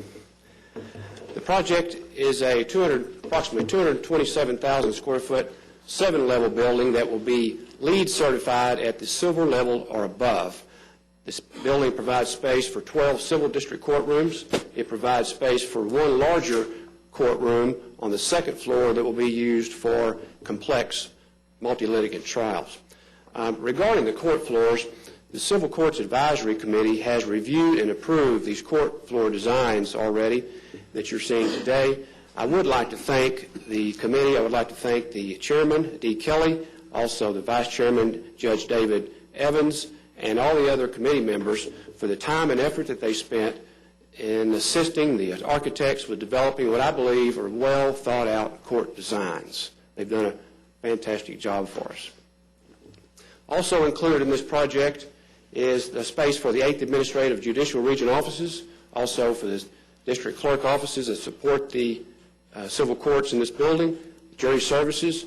There's also room for secured parking for the judges, and the top floor will be expansion space for a future move for the Court of Appeals. Total capital budget for this project is $73.6 million.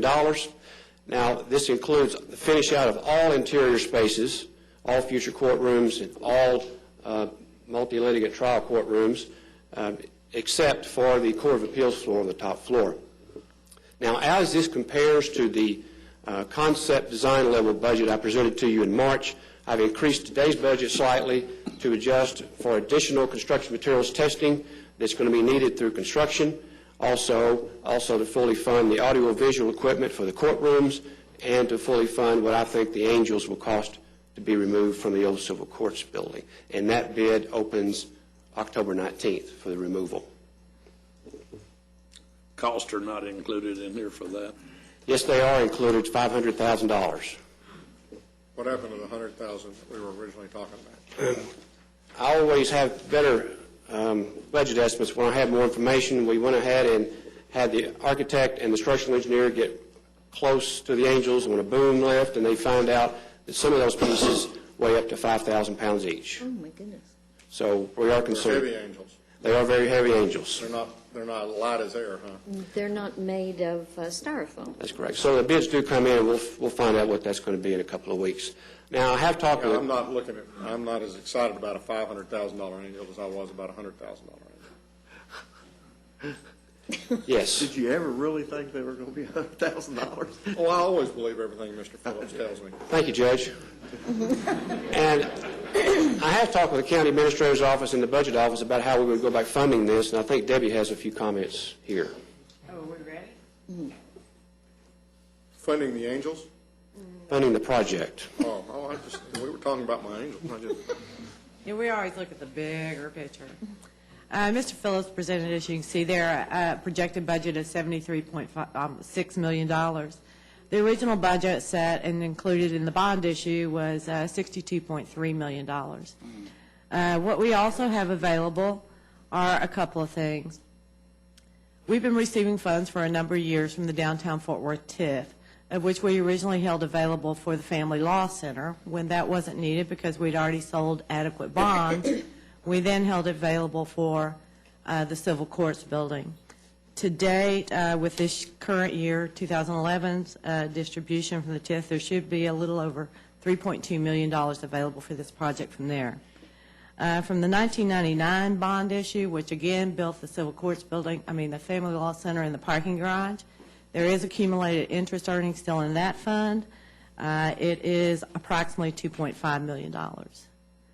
There are accumulated interest earnings from the current bond project construction funds. That's a little over should approach $7 million after this year, assuming our revenue estimates hold for interest earnings, which none of us are confident with. But barring that, there are adequate funds that have accumulated through 2010. We would need approximately $5.6 million additional to complete the funding of $73.6 million for this project. Just a note, there is $7.5 million in unsold bonds from 1999 for the Family Law Center and the parking garage, and it is our goal not to have to sell them. At this point in time, based on everything that's presented, we believe that the funds are available for this project to proceed without selling those bonds. Okay, so I want to go recap over that again. We know we've got an 11, right now you're showing about an 11.3 shortfall. The 3.2 that you first referred to, where was that from? TIF contributions from the downtown Fort Worth TIF. It's for the parking garage. Parking garage is correct. Okay, and then the old bonds, the 99s, were 2.5? About 2.5, and I'm rounding up on all of these, so your numbers aren't going to come out exactly. And then the current interest on the existing bond issue is about 7, so that's about 12.7, which is about 1.5 million over what we may need. And just That's before we ever get to the bonds that we haven't sold previously on the parking garage. right. Or get the Angels Right. moved. Well, the Angels moved. The Angels are going to cut 700. Would cut 500,000 off that 73. Now, keep in mind, too, that we do have a small amount of that interest that at this point in time, because we all know things are fluid as you enter and complete construction, we do have a small amount that may be needed of the interest earnings for the medical examiner's building. So And if we've the taken, Angels are to be saved, it may be local Angels that save our building Angels. maybe. Okay. Or maybe not. And Maybe not. And just a note, while we're saying that these funds are available for this project, we do still have other projects that are ongoing from the 2006 bond program, some of which we've not even started the project, such as the juvenile center. Are we going to get some additional information regarding the juvenile center before we move forward with that project? Yes, in fact, the Juvenile Center is one that you might recall when we were putting the 2006 package together, we put enough money in there to, it was almost a 10 to 15-year plan. Okay. And so it wasn't something that we felt at that time we were going to build immediately. In fact, the schedule that we had for the construction of the CIP on the 2006 bond package was the Juvenile Center would be the last and would be built as need. And things continue to change. Those numbers in the juvenile court system are changing. How many we're sending away, how many we're keeping so significantly that I'm pleased to hear that we'll be getting additional information before we move forward. Absolutely. As we move forward with design of the main project, we'll be designing the Court of Appeals floor as well, and we'll be bidding that floor interior finish out as an ad alternate at bid time. It looks like that project, that interior finish out is in the neighborhood of $3.8 million. Now I'd like to introduce Duncan Broyd, who is the lead architect on the interior design of the building. Duncan? Good morning. Morning. Morning. I'm going to quickly go through the plans. I'd like to reinforce what David said. We have had a lot of meetings with the users group to get the plans to where they are. They've been very active meetings. It's not unusual in courthouse design to get to the end of this phase with a lot of things still not decided, but we've got a lot of great decisions here approved and ready to move forward. Basement of the building has the secure parking for judges, justices, clerk, and sheriff, central mechanical rooms, and the central control room from the building. The ground floor of the building faces west. A couple of changes from what you've seen in the past. On Calhoun, we now have a drop-off to allow people to pull up to the face of the building, drop people off, attorneys to unload files, those kinds of things. We've also moved the entrance doors to face west onto that plaza. We have a covered plaza that runs all the way around the front of the building. One of the things we found out in development of the plan, there's about a 3 to 4 foot slope across the site. So by moving the doors to the front of the building, we get the doors away from the steps. I mean, we're going to have steps on north and south of the building, but the front of the building can be flat coming in. The lobby area is set up to actually, if needed, have two sets of security equipment, one at the north and one at the south, but we anticipate that you won't need those until the building is completely full. But it's set up so that that could be done. Jury services is on the ground floor. We work very closely with Paula to set up a jury area which is for 250 people. That area has all the jurors in one space, which is a lot more effective. There's also an attorney workroom at the ground floor, so attorneys coming in have somewhere to huddle before going up to the courts floor. How is that going to be assigned? Sorry, it's an open area. It's not a small room. It's an area that multiple. So it's not to be huddled. That's not going to huddle with their clients. They're just going to be able to use the facility. Just to use the facility, and I'll show you when we get to the courts floors how those rooms work. Second floor of the building is predominantly the clerk's floor. We work very closely with Mr. Wilder to go through a very flexible, very efficient floor plan, learning some things from the Family Law Center, which enables him to deal with the 10 courts on move-in day, but also out to 13 courts in the ultimate future, including filing areas and the clerks. And then the complex courtroom. The large courtroom can seat up to 160 people, could seat in one arrangement up to 20 parties on each side. So a very effective courtroom there, and the offices for the Eighth Circuit. 3, 4, and 5 are the same. 4 courtrooms per floor, 4 judges. We did go through a courtroom mock-up. I think some of you saw that out in the warehouse. The county facilities people did a great job there. We tested 2 different arrangements and multiple iterations of those arrangements, and ultimately rebuilt the final approved courtroom to test all the sight lines, seating capacities, ADA access, so that was, and also tested locations for audio-visual equipment, evidence presentation equipment in the courtroom. So all of those decisions have been made and signed off on. 4 jury rooms with the 4 courtrooms. The jurors can move backwards and forwards from the courtroom without getting into private circulation. They have their own restrooms. They don't need to share with anybody else. We developed the judges' suites, the judges' chambers, so that they, in effect, share some staff bathrooms between pairs of chambers. And we think there's a nice blend there of security and openness for the judges. So 3 floors like that. Public seating area,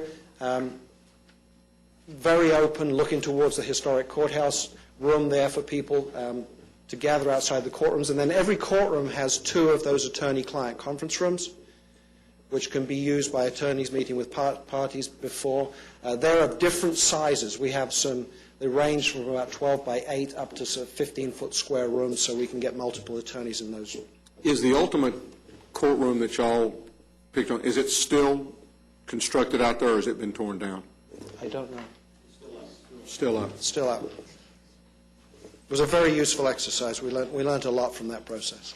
I haven't seen that since it's been filed. I went out and looked at the 2 deals. I would, if you haven't had a chance to do that, I would encourage you to go out and look at that courtroom. Good. Then the top floor for the Court of Appeal, the 8 justices and the Chief Justice around the perimeter of the building. Fundamentally the same layout of a courtroom as they have today. There's a couple of things they want to adjust in the furniture in that courtroom to make it function better. And then the clerk's office, again, laid out to be as flexible as possible for future filing. A public area so that people come off and either turn right to go into the Court of Appeal, if you're coming from the bottom, or left to go to the clerk's office, with a bailiff station there that's watching the entire area. So those are the plans. As I said, we've had a lot of input from a lot of people. Everybody is on board and approved these plans, and we're very comfortable moving forward. Just a moment. Commissioner Johnson. Sorry. I have a question on parking in the basement. Yes, Are sir. you allocating space for the appeals court judges? Yes, we are, for those justices. Just for the record, we need to make sure that we know that once they move, they're going to be parking in there so that other people don't get bent out of shape when they have to move out of their parking Yes, sir. spaces. Any other questions? Plans? Now we'll look at the facades of the building. The original design intent with the project was to try to focus the building back toward the 1895 courthouse and then use a lot of the materiality and a lot of the architectural accents from the 1895, while at the same time simplifying the architecture and the construction such that it could be built in today's technology. So here what you're looking at is the Weatherford view of the front of the courthouse. You're standing just south of the park and just on the sidewalk at the corner of Family Law in this particular view. And you can see that the front facade, the sort of pinkish color that you see there is really intended to be the same sunset red Texas granite that clads the 1895 courthouse presently. Most of this stone will be what's called a flamed process finished, which gives it a certain texture and roughness, which is very much like what you see in the hammered finish on the 1895. And the only exception to that would probably be the very bottom course of stone around the building, which will be polished. And the only reason there is to keep the stone from absorbing water and accumulating dirt over time. When you say the very bottom, looking at the picture, is that what's considered the bottom? If you look at the picture, I have a laser pointer. If you don't mind, I'll just point it to you. You see this course of stone that runs right across the bottom there, all the way around the building? That would be polished. It's not unlike the way they treated it on Family Law. If you notice Family Law, it has a similar sort of belt course along the sidewalk that does the same thing.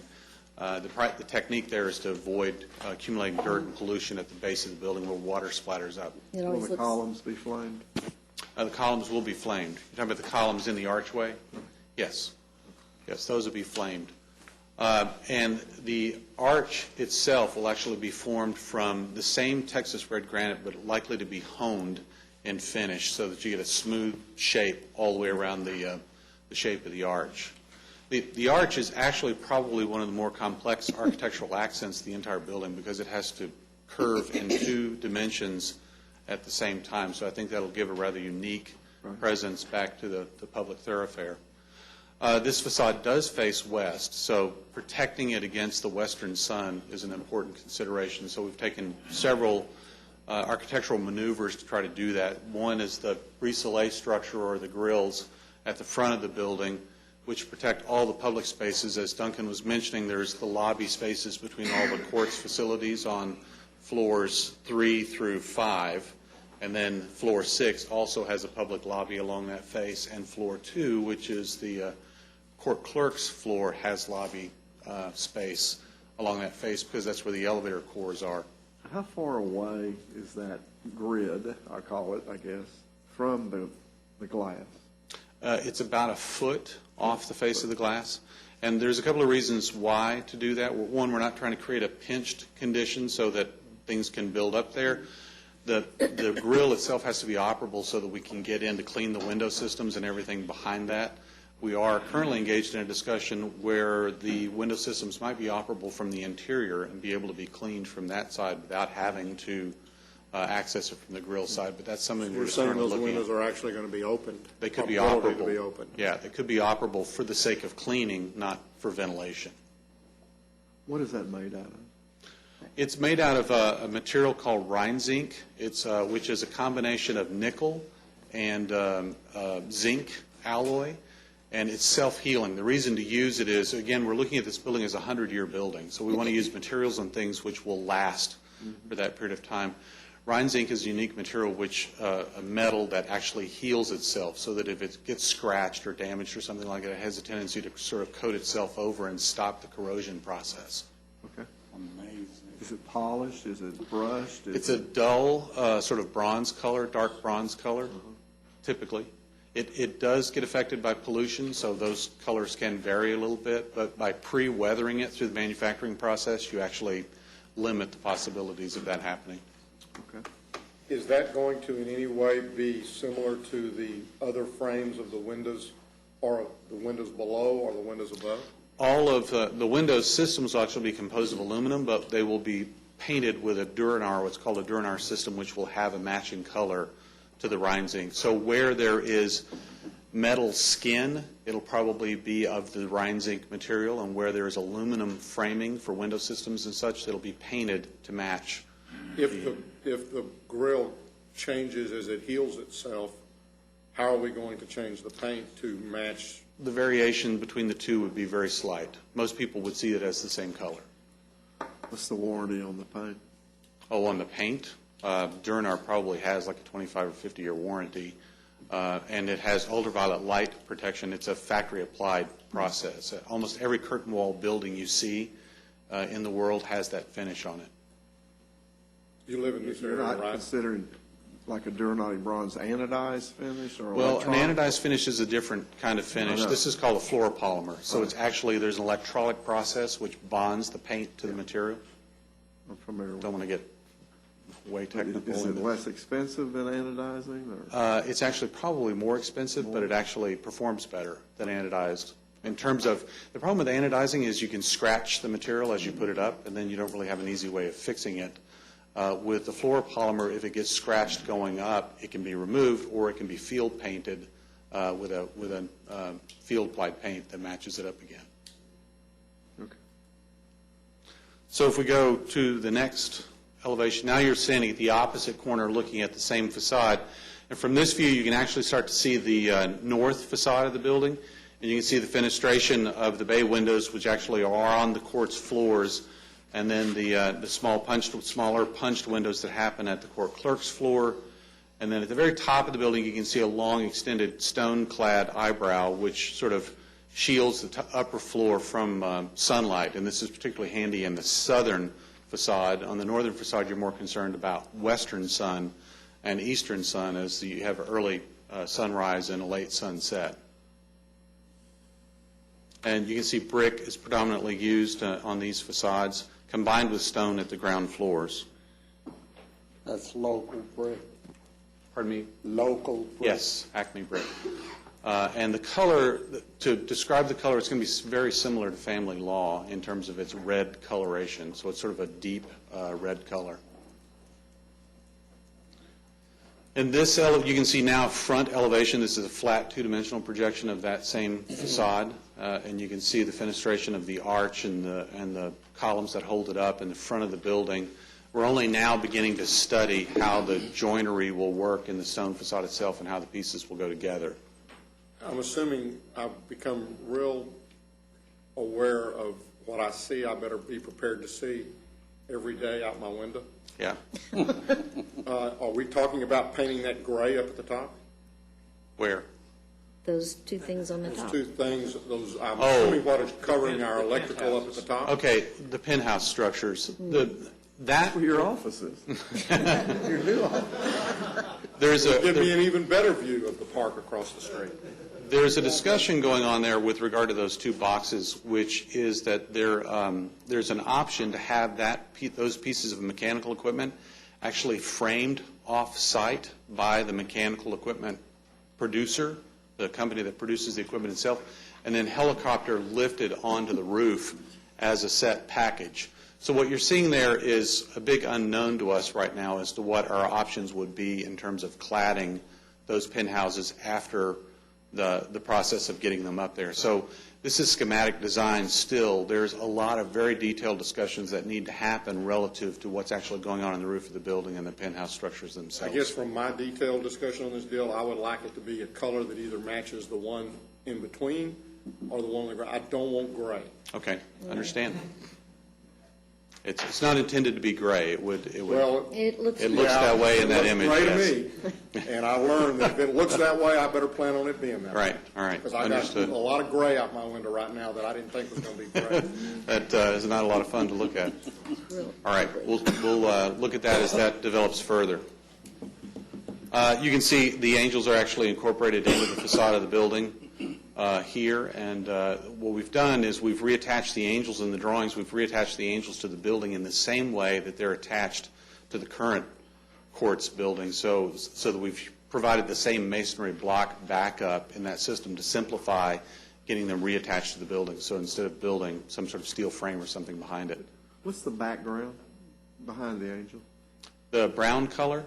Well, it looks white on this. It's the blocks that they're on right now. It's the blocks that they're on, because what you see over there now is they've actually painted over the surface of the limestone blocks that the angels are carved out of. And so as we remove the angels, the intention is to sandblast the paint off that and get back to what the original presentation of the angels were, and then to reassemble them in the facade more as an artifact, so you'll see the actual blocks standing You're not there. actually taking the individual parts of the angel off, you're taking this background off also. It's all the same block. Same block, okay. If I remember correctly, there's 16 or 18 blocks that compose one angel. Okay. And they vary in thickness depending on what part of the angel that you're at. So we're going to disassemble those and then reassemble them in the new facade. Let me just, before we get too far into this angel dismemberment, maybe is one of the things to look at, since we're hearing 500 and I've heard rumors to in excess of 800 and maybe up to $1 million to try to save these two angels. Let's not totally rule out what would be the cost if we just built two new angels. That's the conversation that we've been having, which is what is a suitable plan B if we don't salvage the angels off the existing building. There would still be a cost for something to go in there, but we're exploring what the options there would be and what that cost would sound like. I think we got to have angels. Well, and I don't disagree, but I'm just saying there may be a whole lot of, we may be able to put angels on there for a whole lot less than what it may be to try to remove them. It's possible, and it might be the same cost. I'm So willing I to think listen that's- to angel plans, but I want angels. I would bet you could fabricate those out of aluminum with a return on them, flat face, return, and do all the embellishments for a lot less money than $500,000. I think you probably could do that. The problem with aluminum would be whether they would survive Yeah, we the don't. timeline that we're I'm not a talking big fan about. of aluminum angels I up want there. the angels to I last would, forever. I would rather have something that would survive that timeline. We want to lead. Remember, Tarrant County wants to lead the way. They wouldn't go with it. I draw the line at angels. Well, let's look at alternatives. Alternatives are still open on that topic. Local alternatives are always available. And then here you can see, actually, this is the north facade. Again, this is a flat two-dimensional projection of that elevation. And you can see the combination of stone and brick and how it's used to sort of render the architectural character of the building. We may still have some of those Tarrant County seals from the Fashion Hall building. The seals, They're aluminum. they're aluminum. The seals as they show up in this drawing are not intended to be seals anywhere and everywhere you see them. What we're saying is there are medallion spaces on the building facade. They may be Tarrant County seals in some instances. In other instances, they may be other justice symbols which are added to the face of the building. But the building has the opportunity for ornamentation which would help brand the building to be what it really is, which is a justice facility. I like that. Okay, we've got some gray on this end of the building, too. Not anymore. Oh, I yeah, like not that anymore. answer. That's right. That's the same gray you were seeing from the other Okay. facade, but not anymore. And here you can actually see the east facade, which is a facade that a lot of people will see as they're coming in on Belknap or exiting on Weatherford, because that's a popular way to come in and out of this part of town. And you can see that we've gone to a great deal of care to make sure that this facade, even though it has certain service requirements, access to parking and loading docks and things at the ground floor, that the architectural character of the facade is in keeping with the rest of the building, so that there's not truly a back side to the building. What about the doors? What color are they?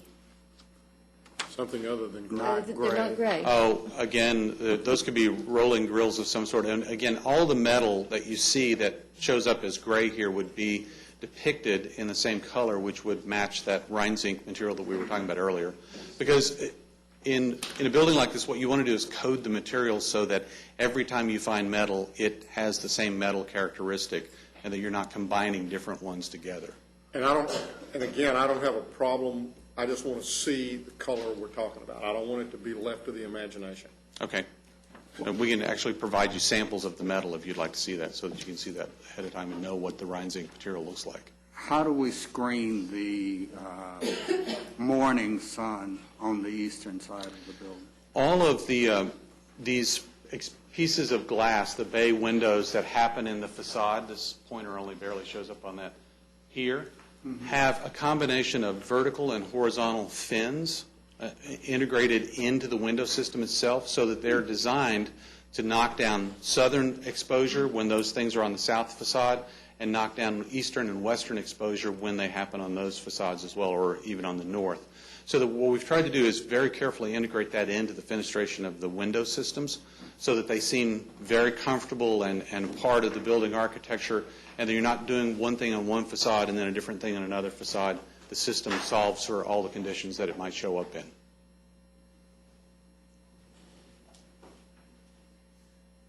And then this is actually the south facade, which a lot of people will see entering from the county garage or entering from the family law direction. You can actually see the grade changes pretty significantly from this facade to that facade, this being the high side of the site. If you look at the ground, there's no steps. You're actually higher than the interior floor of the building. And then if you go look at this facade, you can see here that you're approximately 5 or 4 feet higher than the sidewalk.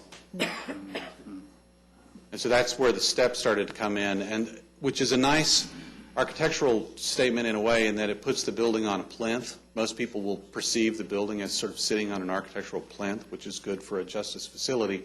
But at the same time, you have access concerns for people with wheelchairs, people carrying heavy boxes, those sorts of things, so that on the front facade, if I go back here, that central arch, architectural arch in the building is actually on a flat zone that's at the same elevation as the interior floor of the building. So people entering through the front of the building will be able to walk directly to the entrance and find their way inside without encountering steps. That curve to the right, at the very far right side of the curve, is that the actual slope down? Yes. Yeah, you can see how that changes. So we come down, if you look to the left, you can see the sidewalk actually slopes for a certain distance on the left, and then it gets to about the center 3 bays of that arch, goes flat for some distance, and then slopes down again at the right side to get all the way across the site. There's about 4.2 feet of elevational change from the high corner of the site to the low corner. If you would go back to the southern exposure. Right. Sorry. There. Okay. Where that individual is, right square in the middle, what are those 3 panels directly behind? You're seeing the wall that's behind the outer facade of the building. It's the interior of the sort of gallery space which surrounds the ground floor. So is that glass? No, that's stone. What you're seeing there is stone. Is it open to it? Let me go back to the plan. It'll be easier to understand if I go way back and show you the ground floor plan. So what you're seeing is, if you can look at the screen up there, you're seeing that wall surface right there. Okay. So it's back behind the facade of the building. The facade of the building actually travels here. There's a covered walkway that goes all the way around one half of the building. So it's a covered loggia at the base of the building that wraps around. And I see a door there. There is Is a that the staff employee or entry. staff entry Yeah, right that's a there? staff entrance that comes through right there. When you say right there, and what will be on the other side? What will prevent, will there have to be a security station there? We haven't gotten that far into the security of that door. I'm assuming it's on a card reader, and there are secure ways Once for the door people is open, you've got the possibility of someone and following probably a you. sheriff's person on the other side. That's sort of the way one of the other facilities, the courts facilities, works now, that you have to encounter a sheriff's officer on the other side of that door. It's in the parking, are you talking about in the parking garage? No, I'm talking about the Justice Center. In the Family Law Center? Family Law, and then the other, Justice Over Center. there on Criminal the courts. parking garage, between the parking garage and the Family Law? Okay.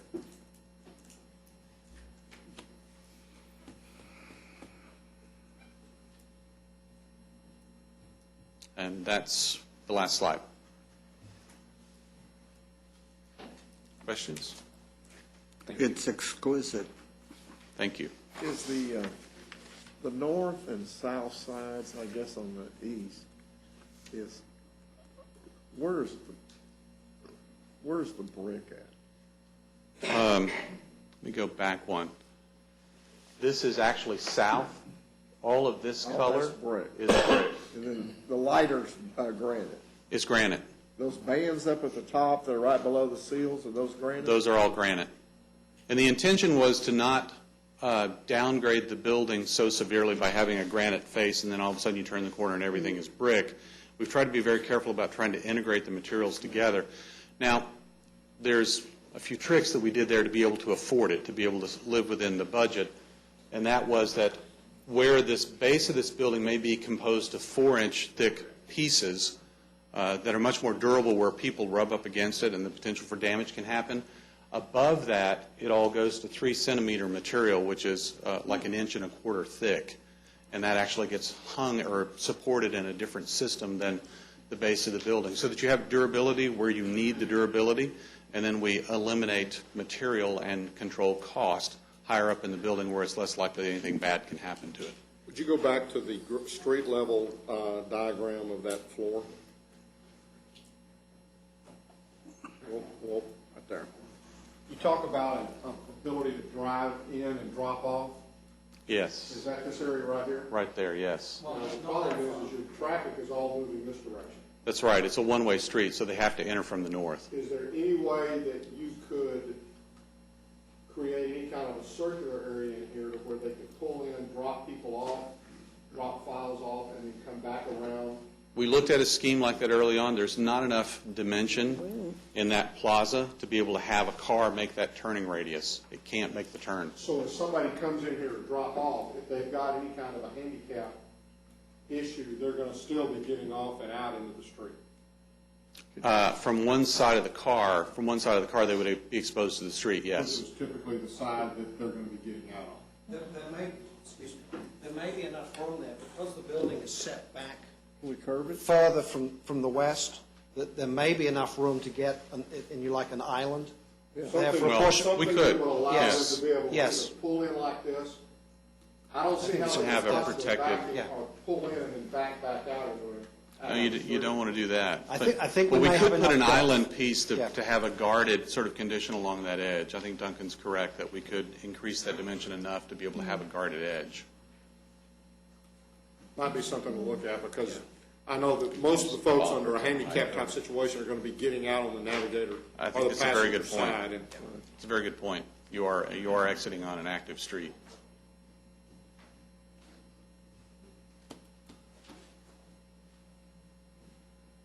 any other comments or questions or thoughts? Just that we might want to consult with the city of Fort Worth about making that a two-way street. As in the case with all of these streets, they've changed directions in the city of Fort Worth at different times. Sometimes they've been one way in opposite directions. Sometimes they've been two ways. In the design of the building, what we've tried to do is not lock ourselves into one conclusion with that, anticipating that in the future the street directions could change. So I think in each one of these, including the garage entrances, the loading docks, et cetera, we've tried to sort of keep them flexible in such a way to where they can work in either direction. So to Mr. Brooks's point, I think if the directions of the street changed at some point in the future by selective decision or whatever, that the building could still accommodate that. Should have kept that lot to the west.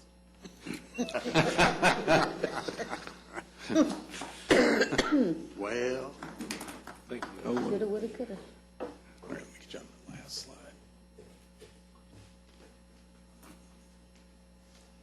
Before we close, I'd like to introduce Dee Kelly.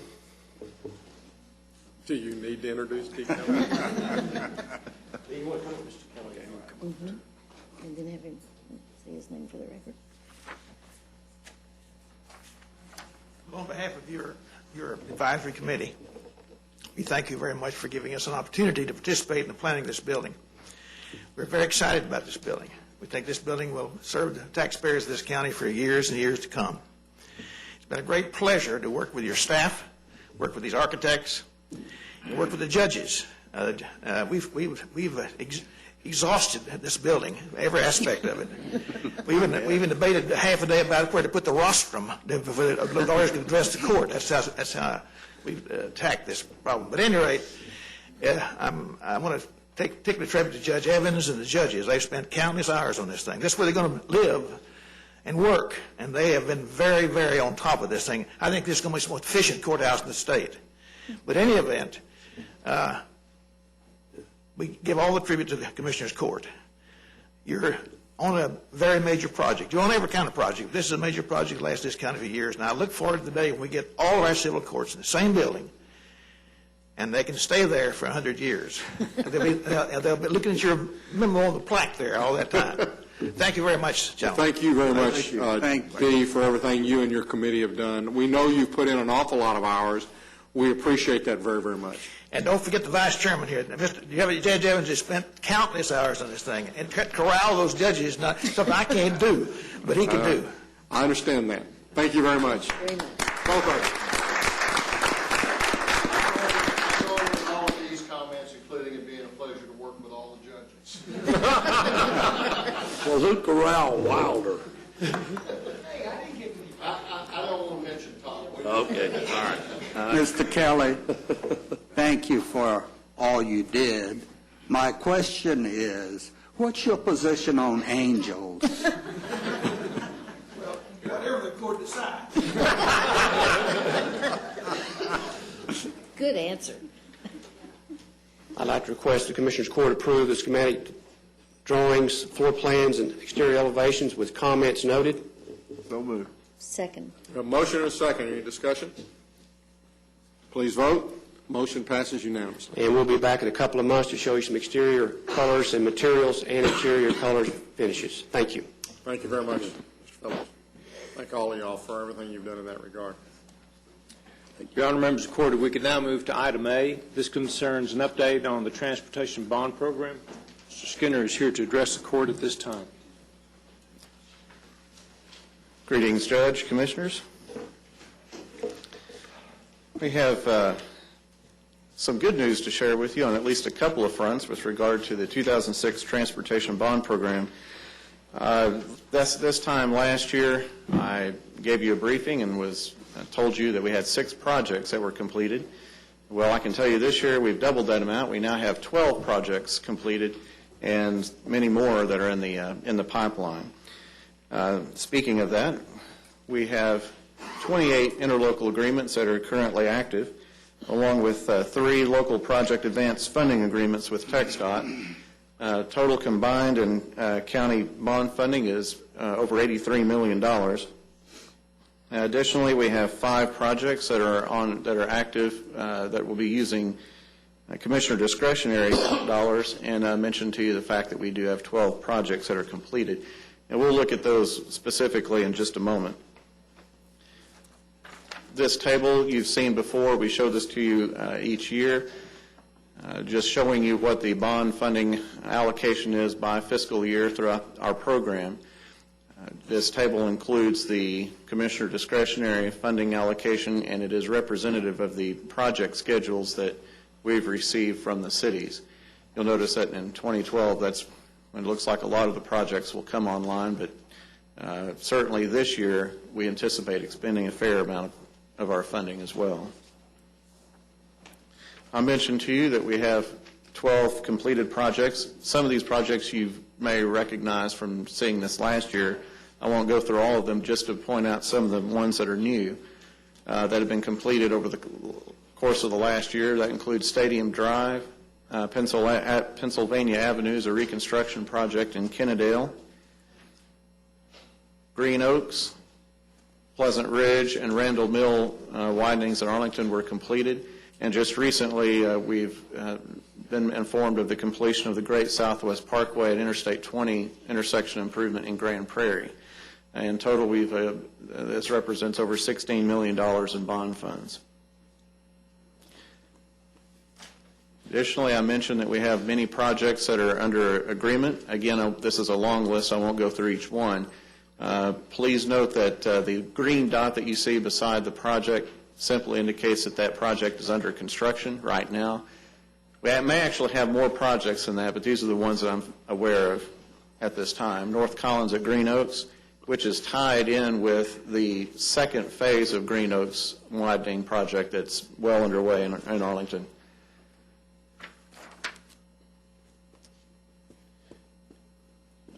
Glade at Poole is an intersection improvement in Precinct 3 that will be incorporating a roundabout that is well underway.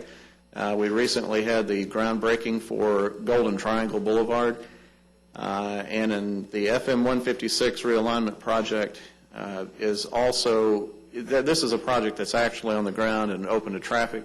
We're just trying to finalize resolve some issues, some paperwork on that project. East Rosedale in the near south side here in Fort Worth is well underway. It's probably about halfway through the construction phase. A couple of projects in Grand Prairie as well, and then at least one phase of pipeline has already been completed, and the roof snow project as well is under agreement. Bowman Springs in Kennedale is under construction.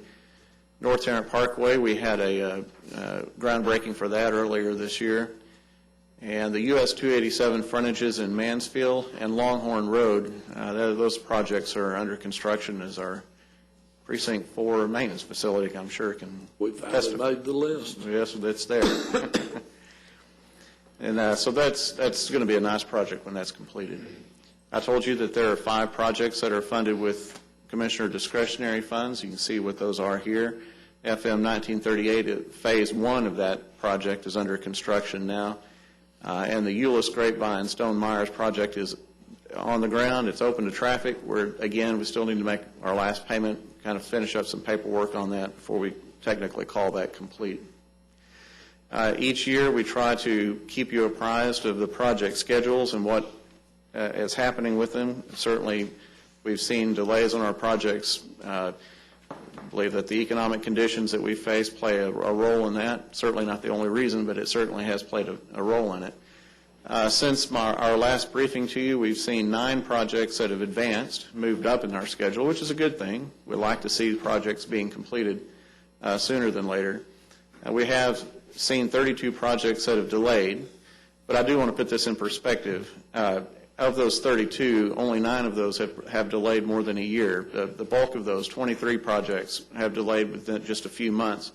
And if I can recall correctly, looking at my work that I've done with the scheduling, I think some of those may have only delayed a couple of months. So we're not talking, I don't think we're seeing quite the same magnitude of delays as we did earlier in our program. But I did add a note, because we are halfway into our program, so our 5th year, that just as a note, pretty much all of our projects in our program have delayed to some extent. And they've delayed overall by an average of about 3.5 years from what was originally submitted to us in 2005. And I'd mentioned to you, we'll go ahead and take a look at those projects that are scheduled to go to construction this year. There are several projects in Arlington. As you can see what those are. Again, this is based on the latest schedules that we've received from the city, so this could change. We have some projects in Grand Prairie. The SH-26 project, I understand, will be going to construction very soon, this fall. A few more projects there in Mansfield. And the Bailey Boswell project, I understand from talking to the city that project is already in the design phase, so they're moving right along with that and anticipate to go to construction this fiscal year. I always want to show you photographs of some of the work so that you can see a visual of the benefits that we're getting for our investment. US 287 frontages in Mansfield, this is really going to solve a significant traffic circulation problem that's really been a problem for a little bit. It's like a dirt road. And well, Better than what's there now. Exactly. That's in Precinct 2. And Precinct 1, the East Rosedale project, is, as I mentioned earlier, is well underway. That's probably about halfway through the process. Euless Grapevine in Precinct 3, this project again is on the ground and open to traffic, as well as the Denver Trail project in Precinct 4 has been open to traffic as well. So we are seeing some good projects being completed.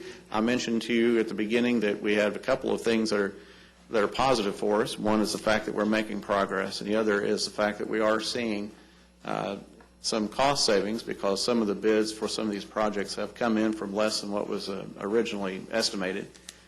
So we're not necessarily realizing those cost savings until those projects are complete, but we are getting at least some preliminary idea of what that may be. That concludes my presentation. If you have any questions, I'll be happy to answer them. I will let you know, though, that in the coming weeks we'll bring back to you the renewal agreements for the fiscal year 2011. Thank you, sir. Any questions? Thank you, Randy. Sure. That's all we have at this time, Your Honor. We'll now recess our open session and proceed to closed session to discuss items exempted under sections 551.071, 072, 074, 076, and 087 of the Texas Government Code.